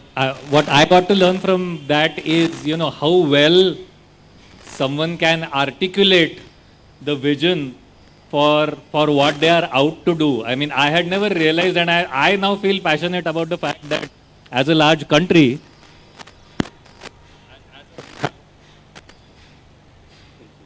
Hello, everything went off. Hello? Are you still there? Okay. Hello? You can still, okay. The volume changed, I think. So, as I feel passionate that as a large country, we cannot just outsource our cyber security to some other thing. I mean, we have to own this ourselves. And that was articulated so well by him. And that's, I guess, the job of marketing. I'd never thought of it that way. So, thank you so much. So, unfortunately, I will not talk about attack surface or blast radius or anything like that. I'm going to talk a few things personal. I hope that will be of use to you guys, hopefully. When I was in a college like this, I thought I'm very passionate about mathematics. There was this brand building up in India called HDFC, right? I used to look up, and for quite some time I was confused with a foreign brand called HSBC. So I thought, oh, okay, this is something like that. And I thought, it's very fashionable. Banking used to be very boring. Suddenly these people came up with this flanky, marketing and all this stuff, and bulk of the IIM graduates, etc., wanting to join the band. No, I said, यार मेरा passion तो इधर है, मेरे को, I want to do mathematics and all that, and banking, mathematics, very close relationship, investment banking, valuations and all that. So I said I'm giving CAT because of that reason, and I gave some of my mock tests right here in this mechanical and all these buildings, right? And I actually ended up, even before I cleared my CAT, etc., joined some business school, I actually wanted to try it out. So I joined a bank. So even before I entered the business school, I knew that I was just not cut out for it. It's extremely boring for me. I'm not, so no offense to anybody who's aspiring to become a banker or the banks themselves, but I found that this is just not my cup of tea. Okay? So ruled out. Passion number one in my mind, ruled out. So I said, okay, let's now, तो मैं सोचा computer science engineer हूँ मैं, so maybe that's something that I'll find passion in. So I coded for, this is pre-chat GPT, pre-LLM era, right? So nobody's writing code for you, you have to write yourself. Yeah, there used to be some libraries, etc. you can pick up code from, but otherwise, Wasad Kolo, anybody understands what's Wasad? This is, okay, so this used to be the integrated development in your IDEs, where you can pick up libraries, the equivalent of your GPTs, let's say, you get some help. So you wrote that, I did that for 4 more years and then found that not really, this is not my passion either. Then I went back to what I thought I will originally do, which is business school anyway. Because now the short at it was, okay, if I go out, since I like traveling a lot, and going to a global sort of a school will expose me to, other economies, and I learn about those cultures, and maybe something that I really like will stumble upon, and I'll pursue that as a career. So I did that. And I've been doing something or other like that for the last 23 years, including what I do right now. What I realized is that, the multiple things that you can do, there's only one life, right? What is your jargon? YOLO. So there's only one life, right? The multiple things that you can do in one lifetime, right? I think it's too short to just stick on one theme and say, I'm going to do this for 100 years, right? So I wanted to figure out what I am, and every 5-6 years, there's something new that I figured that I like it. Sometime during my 30s, I thought, I like investing a lot, money, nobody, who hates money? Making money, investing into stock markets itself. Then I said, okay, I should join a company which is into capital markets, and I do tech for them, so I enjoy both. No offense, but I figure out that tech is much more boring on that side of the table, because everything is off the shelf. You have Bloomberg, you got Reuters, you got FactSets, etc. Everything is off the shelf. So आप कुछ करते नहीं हो. Okay. So what you might think today is my passion and this is what I'm going to live with, etc., will change every 5 years. They say, every 7 years you are a new human being because your cells die and you have got new cells inside your body. So you're a new human being yourself every 7 years, biologically, physically. So I think this is also mentally. You change. The idea is to be open to new things, be constantly learning, etc., etc. The latest example with which I will end this and hand over to him is, 1.5 years back, I thought, boss, बहुत साल काम कर लिया मैंने, क्या उखाड़ा मैंने, did I actually make some money, what did I do, can I really even afford a retirement, even if it's a passive retirement for 1 year, 1.5 years. So I did some quick Excel work and I figured that कुछ साल मैंने काम नहीं किया तो कुछ होगा नहीं, बिरयानी खा सकता हूँ, I can do quite a few things and I can survive. Then I said, passion तो traveling है, and this place on the western coast, Udupi, I'll find a home there and I will live there. I'll enjoy life, I'll not work for some time, and then if I really get bored, then I'll come back to work. So the idea was to do that for a few years, not months or weeks. And then I returned to my office exactly on the 11th day. So then I realized that my passion was what I was already doing. So sometimes, you'll have to really push yourself to find what that passion really is. So there goes passion, right? You'll have to test yourself, you'll have to try your approaches, and then you'll stumble upon what is right for you. There's no such thing as, okay, this thing is doing really well out there in the market, and therefore I'll do that, etc., etc. You'll have to test yourselves, is what I would say. And as long as you're open to learning new stuff and all that, you'll find, passion, thrill, everything else. That's a great answer. It was very nice, and I loved the thing that sometimes something has to shock you for you to realize you already do what you love. It resonates with me. This has happened quite a few times to me as well. So wonderful. Thank you so much. Wonderful deliberation, and he presented very engaging way. So thanks, Vamsi. So my passion is growth and making healthcare more accessible. So because it helps to make my both the passions together. Because growth, when you grow, means I try to grow the access to the healthcare. Because India, as you know, is in healthcare indices, I think we are still quite low, right? Our doctor ratio or our hospital beds ratio or access overall to the healthcare. If you go beyond 50 kilometers from Pune, you won't get a decent hospital or you won't get a good diagnostic center, right? This is, I am talking about most progressive state of India, that is Maharashtra. Or it is also same true in Karnataka or Tamil Nadu, which are relatively progressive states.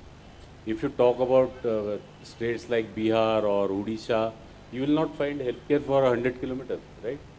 So really the healthcare is something which is still not as reached to our masses, right? Still somebody has to travel to 50 kilometers or 100 kilometers to get emergency treatment. So that is state of our healthcare still. So I am very passionate to reach out to those masses, how we can create access, how we can diagnose the diseases early, how we can do the early intervention. Because we are a large population, 1.4 billion, right? And the rate at which cancers or diabetes or heart disease are growing, these are very alarming numbers. If I want to tell you few growth numbers in cancers, it is almost 30% year on year growth. 30% growth in number of patients you see of cancer, right? Wow. Currently we get almost 20 lakhs new cases of cancer in India. So these are still very underreported numbers. Numbers can be even double. So we don't know how many people die without any diagnosis. Same is for diabetes. So diabetes, the declared population is around 30-40 million. But I am sure it is more than 100 million in India already. Because people are not aware, they don't care. Lagta mujhe kuch nahi hoga, I am good, right? Till the time we fall flat, we don't realize that something has gone wrong. So I am very passionate about creating awareness, creating access. So for that, throughout my career, I have been working. So that's why I have taken up the job of growth as well as creating the networks, making it viable. Through that, I am also working with youngsters like you for skill development, creating new job opportunities. So we try to go to tier 2, tier 3 cities. We create awareness, we create camps, we will have a lot of awareness talks. So I am very passionate about all this. So through that, I get a lot of satisfaction, and I also able to help our community, because that is like giving back to your society. Because I am also enjoying my job, also I am helping my society.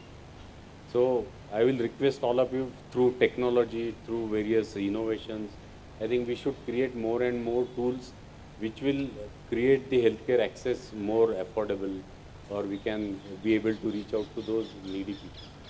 Right. Thank you. Thank you so much. I'm very happy if any of you have questions or if anyone wants mentoring, so we'll be very happy to support you on that.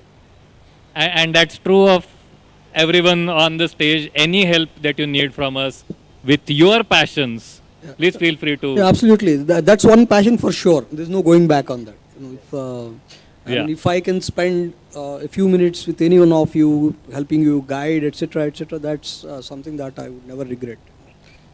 So I am going to now ask one question on behalf of all the, people interested in startups. The theme of the whole program is startups, and then you can ask questions to all of us as well. So my question is, kind of a big question. There are a lot of people who are interested in starting their own enterprises, or maybe have started their own enterprises. So my question is, when is the correct time to start an enterprise? What are the skills that you need to start an enterprise? How do you grow an enterprise? When do you actually acquire all of these various roles? We are the CXO panel. When do you acquire each of these roles in your enterprise? How do you grow?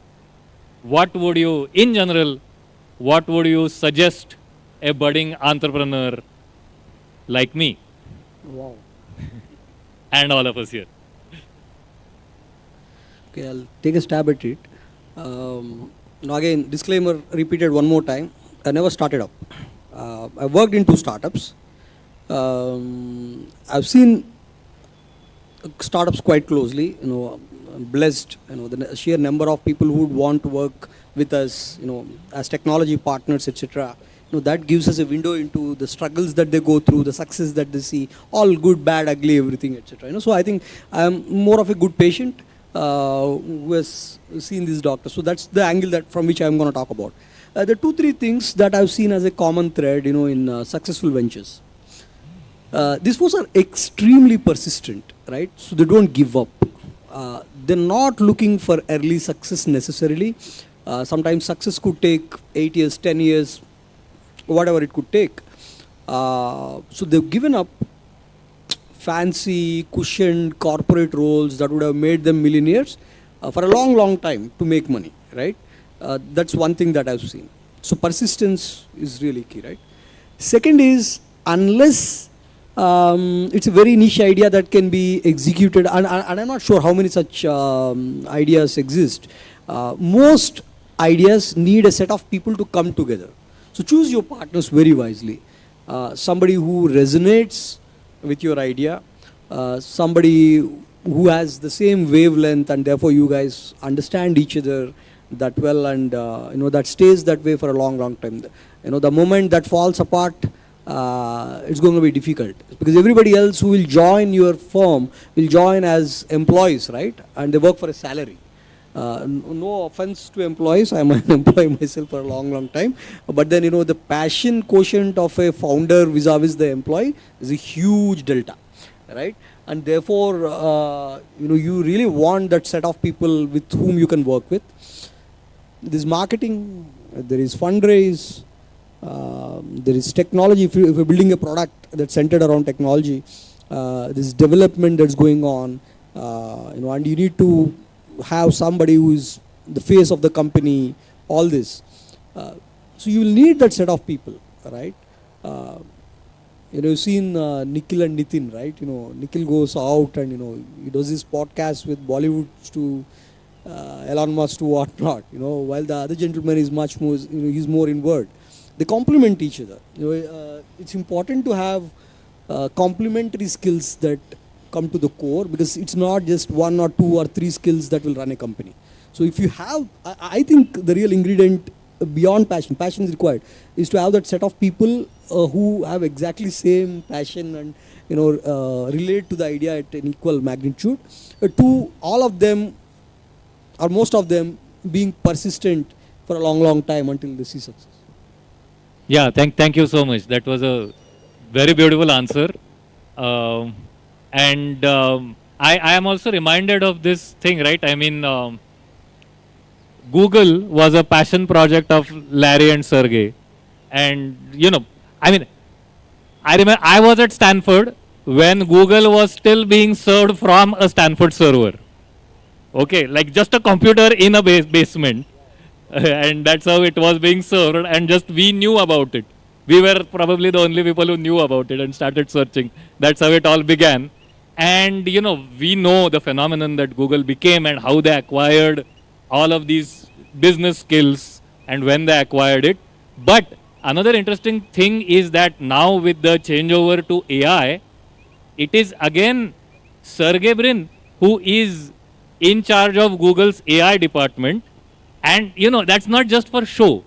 This person sits day and night and codes day and night in and is responsible for Gemini, which is one of the big AI models, himself. So this kind of passion never dies.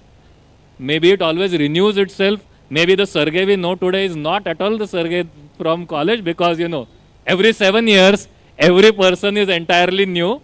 This is something to remember for all of us, okay? I mean, these people are 21 years old. Even you have been renewed entirely 3 times by now. You are 3 different people already.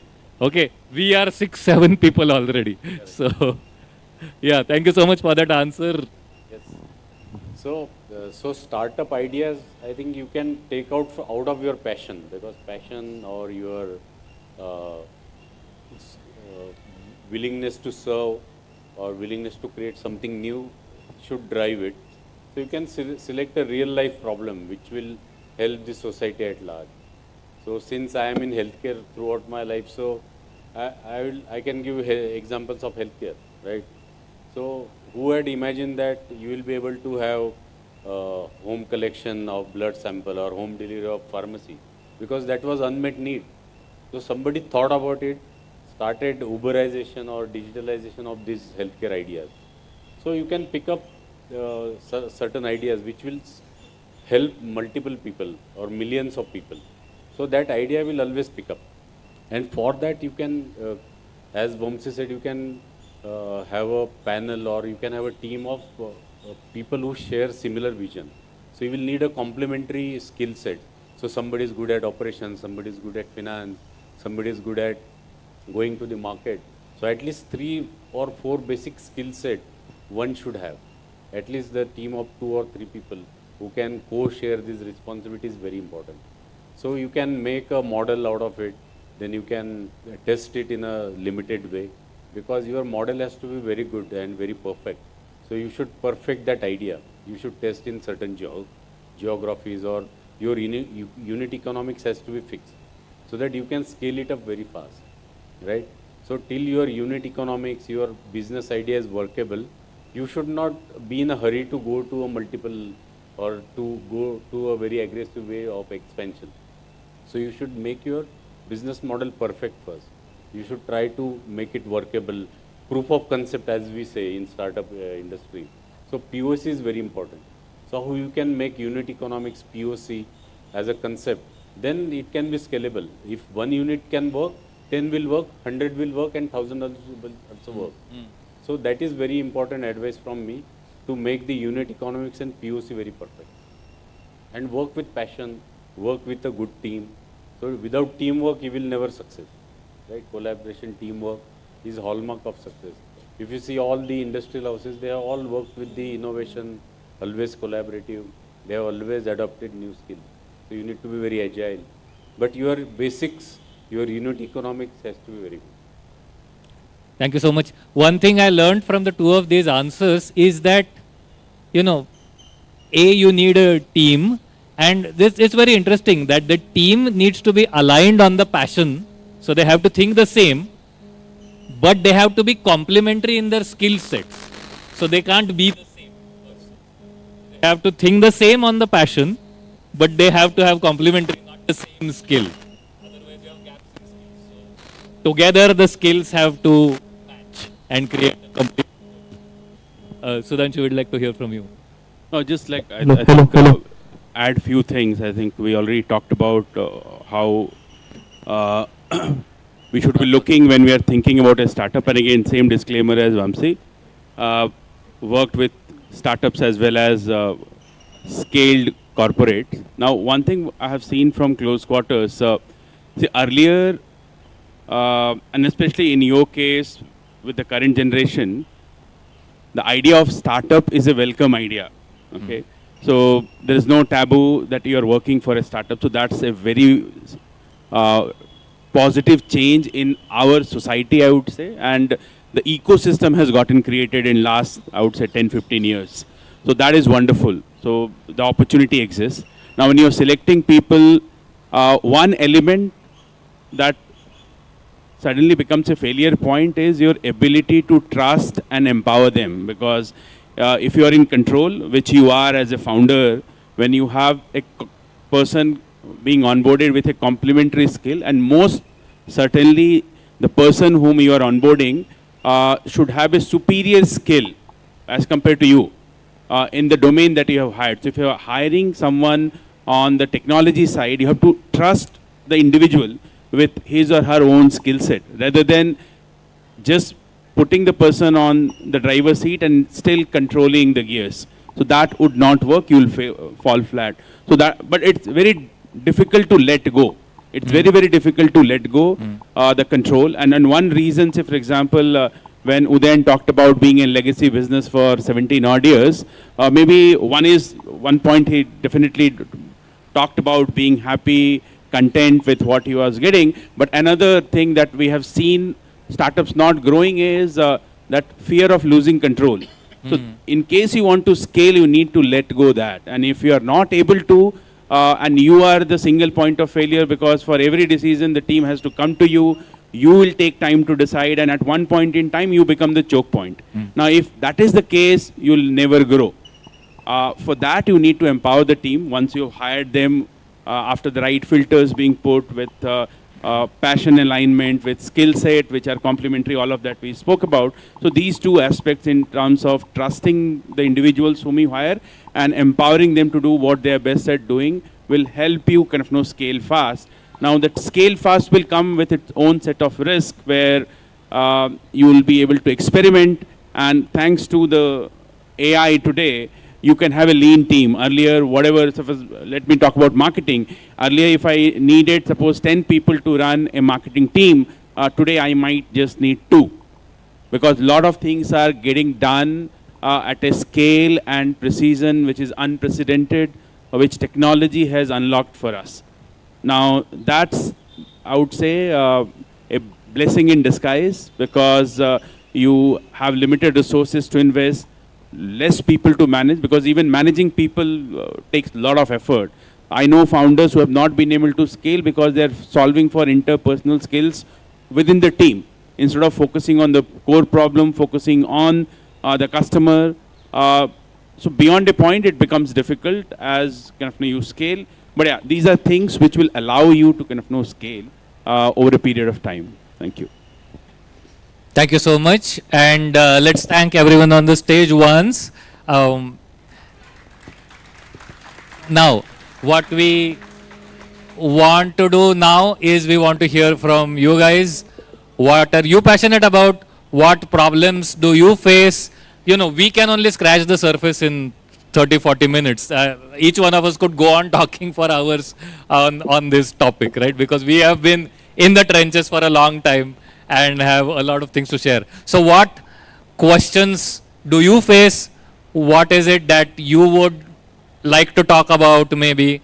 And if we have some answers or some thoughts about it, we will be happy to respond.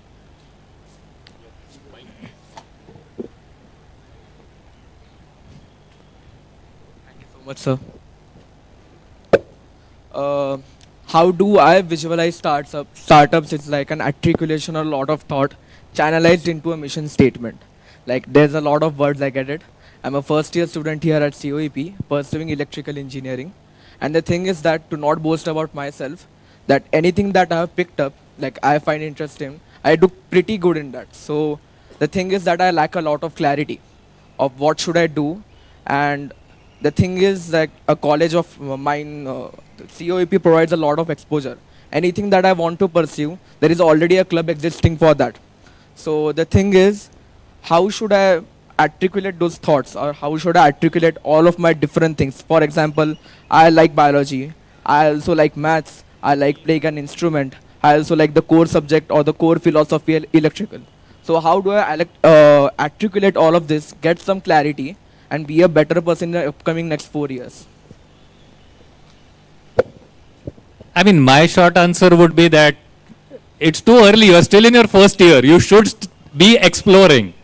And partly my answer is also you should be exploring your whole life. But of course, you should also figure out what your focus is. So we'll let people answer how to find your focus. Yeah, I thought that lengthy answer that I had for one of those questions was that, right? Try everything. Try one at a time. You will realize that probably half of them are not actually passions, but you thought they were. And some of them which you never thought was your passion will suddenly come out being your passion, right? You realize Like, that actually passion. is there any thumb rule that exists that we should give so much time for, and like invest so much time into something and then back off, understanding that this is not something that you want to do? Because there are things that I would do for 6 months, a year, and then suddenly after some time I would feel like I wasted a lot of time. I should have done something like this. So I just wanted clarity of what should I actually do. I thought 6 months was on the lower side. So now I'm learning something that 6 months is a threshold on the upper side actually. I was almost tempted to say 6 months, and then I heard him say, no, 6 months to waste हो गया, अभी क्या करूँ? Boss, 6 months है. 6 months तो करना पड़ेगा. 3 to 6 months is a reasonable time. You will understand where your mind is going and whether really it resonates to you, right? To your mind or your inner sense. But whatever you learn will never go waste. Someday it will be useful. Somewhere in your life journey, whatever you have encountered or you tried to learn will be helpful. I have myself experienced that something will click for you somewhere after 10 years, 20 years. So nothing goes waste. Whatever you learn will stay with you. Nobody can take it away. And especially as an entrepreneur, I think the breadth of experience is going to be very useful. So don't even think that learning your musical instrument, whatever it is going waste. We really mean it, right? All of us mean this. Absolutely. Yeah, see? Yeah. So nothing is going You will waste. go- Keep exploring and you'll find which of these you want to go more deep in with time. So don't worry about it. No, I'll give an example. So I felt passionate. I started my engineering, completed by engineering, and I have never used that skill set as is. But did I benefit from being an engineer? I'm still continuing to draw that benefit. Now, if you are confused with so many options and because of your exposure, because of your, the opportunity that you have, I think one way to filter is maybe asking why do you want to do what is there in front of you. And if you get a convincing answer, you do it, and of course you need to try. If you do not, then how do you even discriminate between what is good for you and not good for you? Because you are equally good at, suppose, 10 things. Now, as you prioritize, and that priority will come from why you want what you want. And if you are able to get an answer, you will continue to pursue the right thing. But you are too young to filter out things at this stage. So I would suggest that you go for everything. And with technology at play and technology with you to help, I think you can unlock a superhuman amplification. Because if you look at AI, the way it is growing, I'm just talking about AI, there are so many other things. They are enabling each one of us in various forms and shapes. So my ability to do things have certainly multiplied. And exactly something you can experience that as well.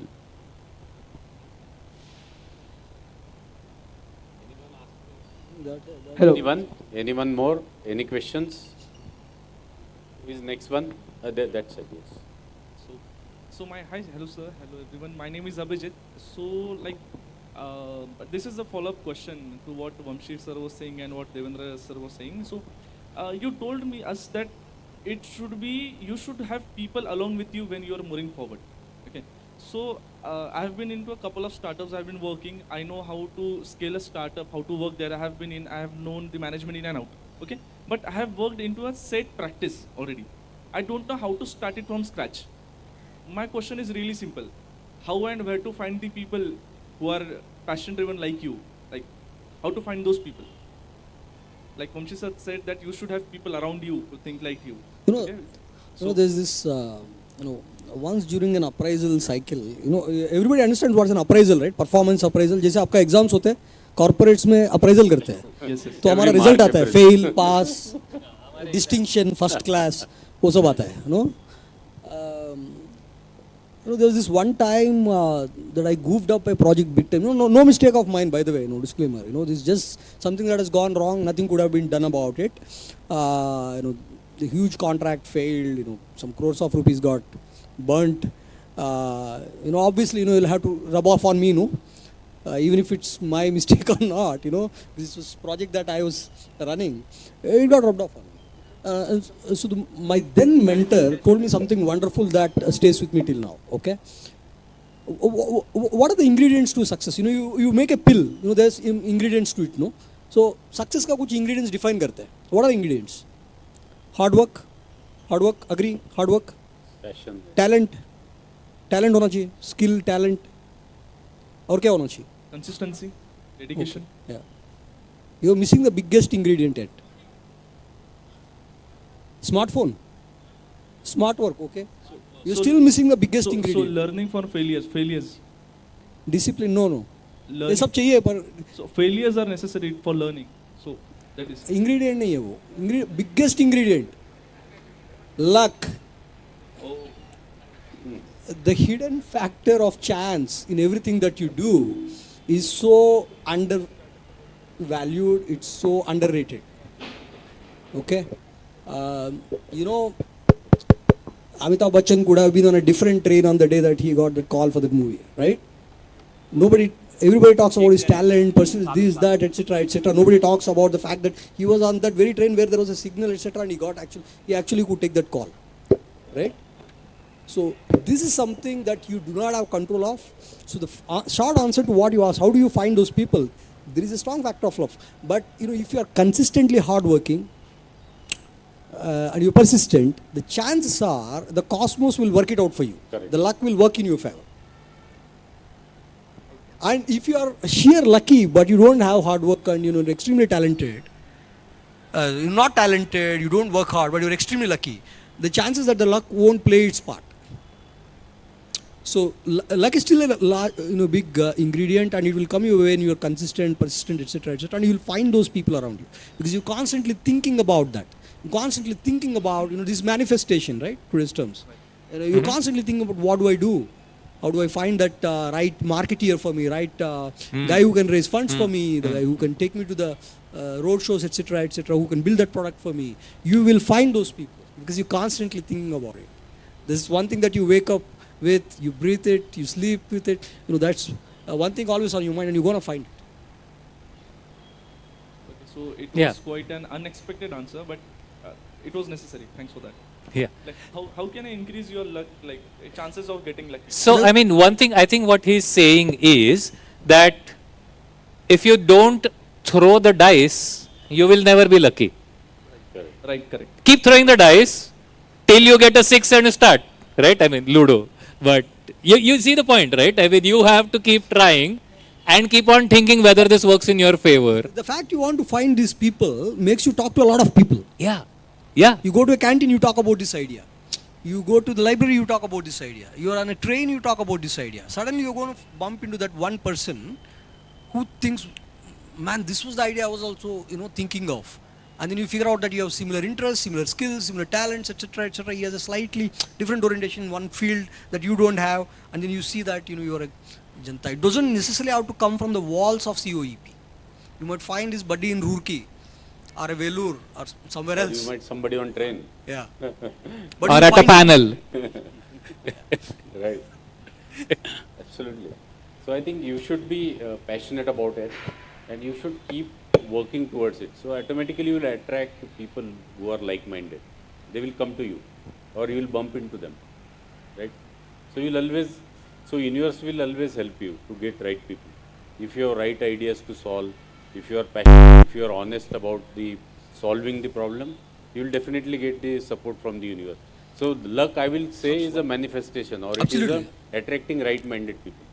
So if you manifest, or if you are so passionate about that idea, you'll automatically get people who will support you. So one thing that you definitely need to do because here you need people you want to work with.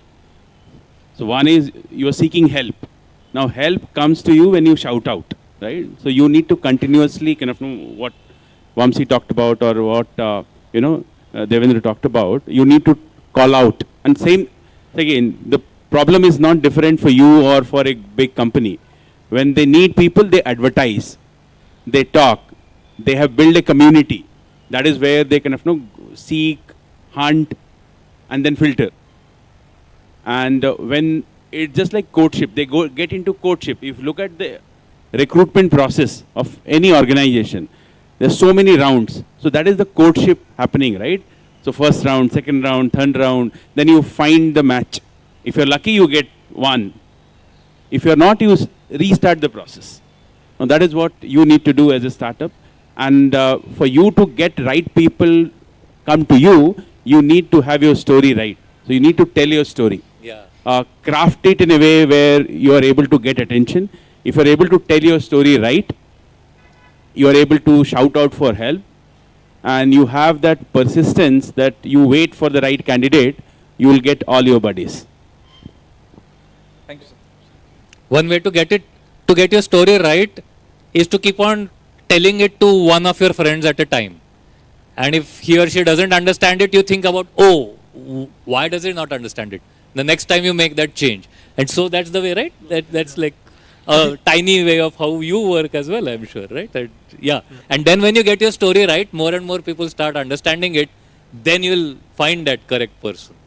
Through luck and perseverance. And that's called manifestation. Right? Yeah. Okay. Time for one last question, by the way. That boy with the long hair and these two girls have been raising their hands for a long Oh time. man, but we have time for only one question. All. Okay. Last sentence from sir. So. Hey, no. You have. हम offline करेंगे. Okay. You know what's State- taking things offline? You need to know that if you don't start up in a corporate, you'll go and hear that a lot. We'll be here हम नीचे after. आएंगे और बात करेंगे. Wish you a good day. Thank you so much. Thank you. We'll be here for some we are time. here, And buddy. you can all come up Yeah, and yeah. ask us more things. Thank you for So I'm gonna confuse between exploring and mastering, or I'm not even sure if both can be done. So what's the question again? I'm confused between mastering something or exploring, and I'm not sure if both can be Should done. you specialize or should you generally, be a jack of all trades? Okay. You heard about the saying, no? Yeah. Yeah. Jack of all trades is master of. Yeah. Is But what then, they say. But then what I am hearing now is jack of all trades is better than master of one. That's Okay. also something that I'm hearing a lot. Yeah, me too. Okay. You need to know. Okay, I'll talk about my role. Okay. Yeah. I started with dev, right? I've written code for a few years, etc., etc. Then came the era of cloud. There are huge opportunities on that side, and I was sitting there on bench, non-billable. And if you're in an IT service company, unfortunately, and you're not billable, you will be forced to do something eventually. Okay. This is also a feeder for your placements. So I was pushed into some project, where I had no ABCDs, right? And I picked up, and later it proves that that's cloud. For example, I ended up leading a practice for another company. I led a cloud practice for them in my career later on. Okay. While none of this made sense in the first 10, 12, 14 years, and I did QA for some time, I did cloud for some time, I did workflow automation for some time, I wrote code for some time, a bunch of things. Okay. I found out one of the reasons why people think I am a reasonable candidate to be a CTO is because I am a generalist and I have multiple hats, right? A CTO can't say I don't understand this area and therefore I'll ask somebody else and get back. He's supposed to be a generalist, okay? He may be an L3 in something, but he has to be an L1 in everything. Yeah. So there goes your answer. Thank you. So, very practical. I mean, you can make up this process for yourself, but a practical version of the process can be, keep trying all your general passions throughout your life, but then at any moment, choose to deepen one of them. And don't think too much about which one. We get into analysis paralysis. What would be my passion? You can't know in advance. Only when you are really good at something do you actually understand whether it's your passion or not. So, choose something, whatever it is. And for the next 6 to 8 months, go after it like crazy. See how good you can get. Okay. You won't become the world champion, but you will achieve a lot in those 8 months. Then you can decide whether I'm going I've already gone 80%. Do I want to do the other 20%? The other 20% is going to take 10 more years. Or do I try something else for the next 8 months? And go on changing for 8 months, for 8 months, for 8 months, right? Even if you don't find your passion, you are 80% champion in 10 different things in a few years, right? So that's the process. Like very, very specific step-by-step process. Okay, I think that is the. So he wants to say that we have run out of time definitely, and lights are on, we are off, we have to get off stage now. So anyway, thank you so much. It was lovely to talking to you guys. I would request. Please thank everyone on the stage. Yeah, I would request all of you to stay up. It is an absolute honor to have the pinnacle of these many fields and once in a lifetime event for all of us. So as a small token of appreciation from the entire team, I would like to invite the event heads for this, Mr. Arham and Mr. Shabe, to give you a small token as a thank you from all of us. And don't get me wrong, we would have loved to carry on this session for an hour or two more, but unfortunately we're constrained with time. I'll have you guys give a huge round of applause to Mr. Udayan sir for moderating this great event.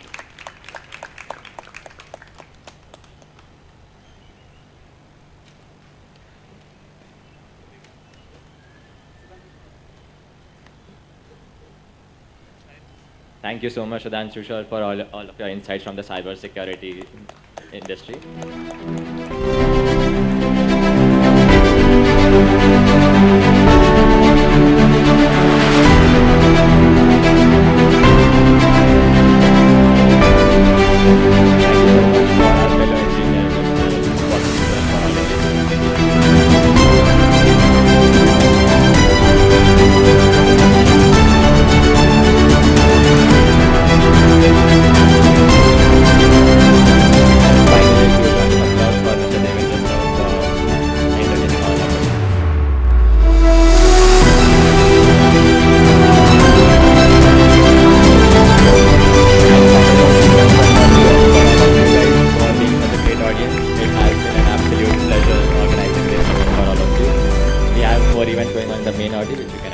Thank you so much. The panelists are kind enough to have already told you guys that they'll be entertaining a few more questions offline.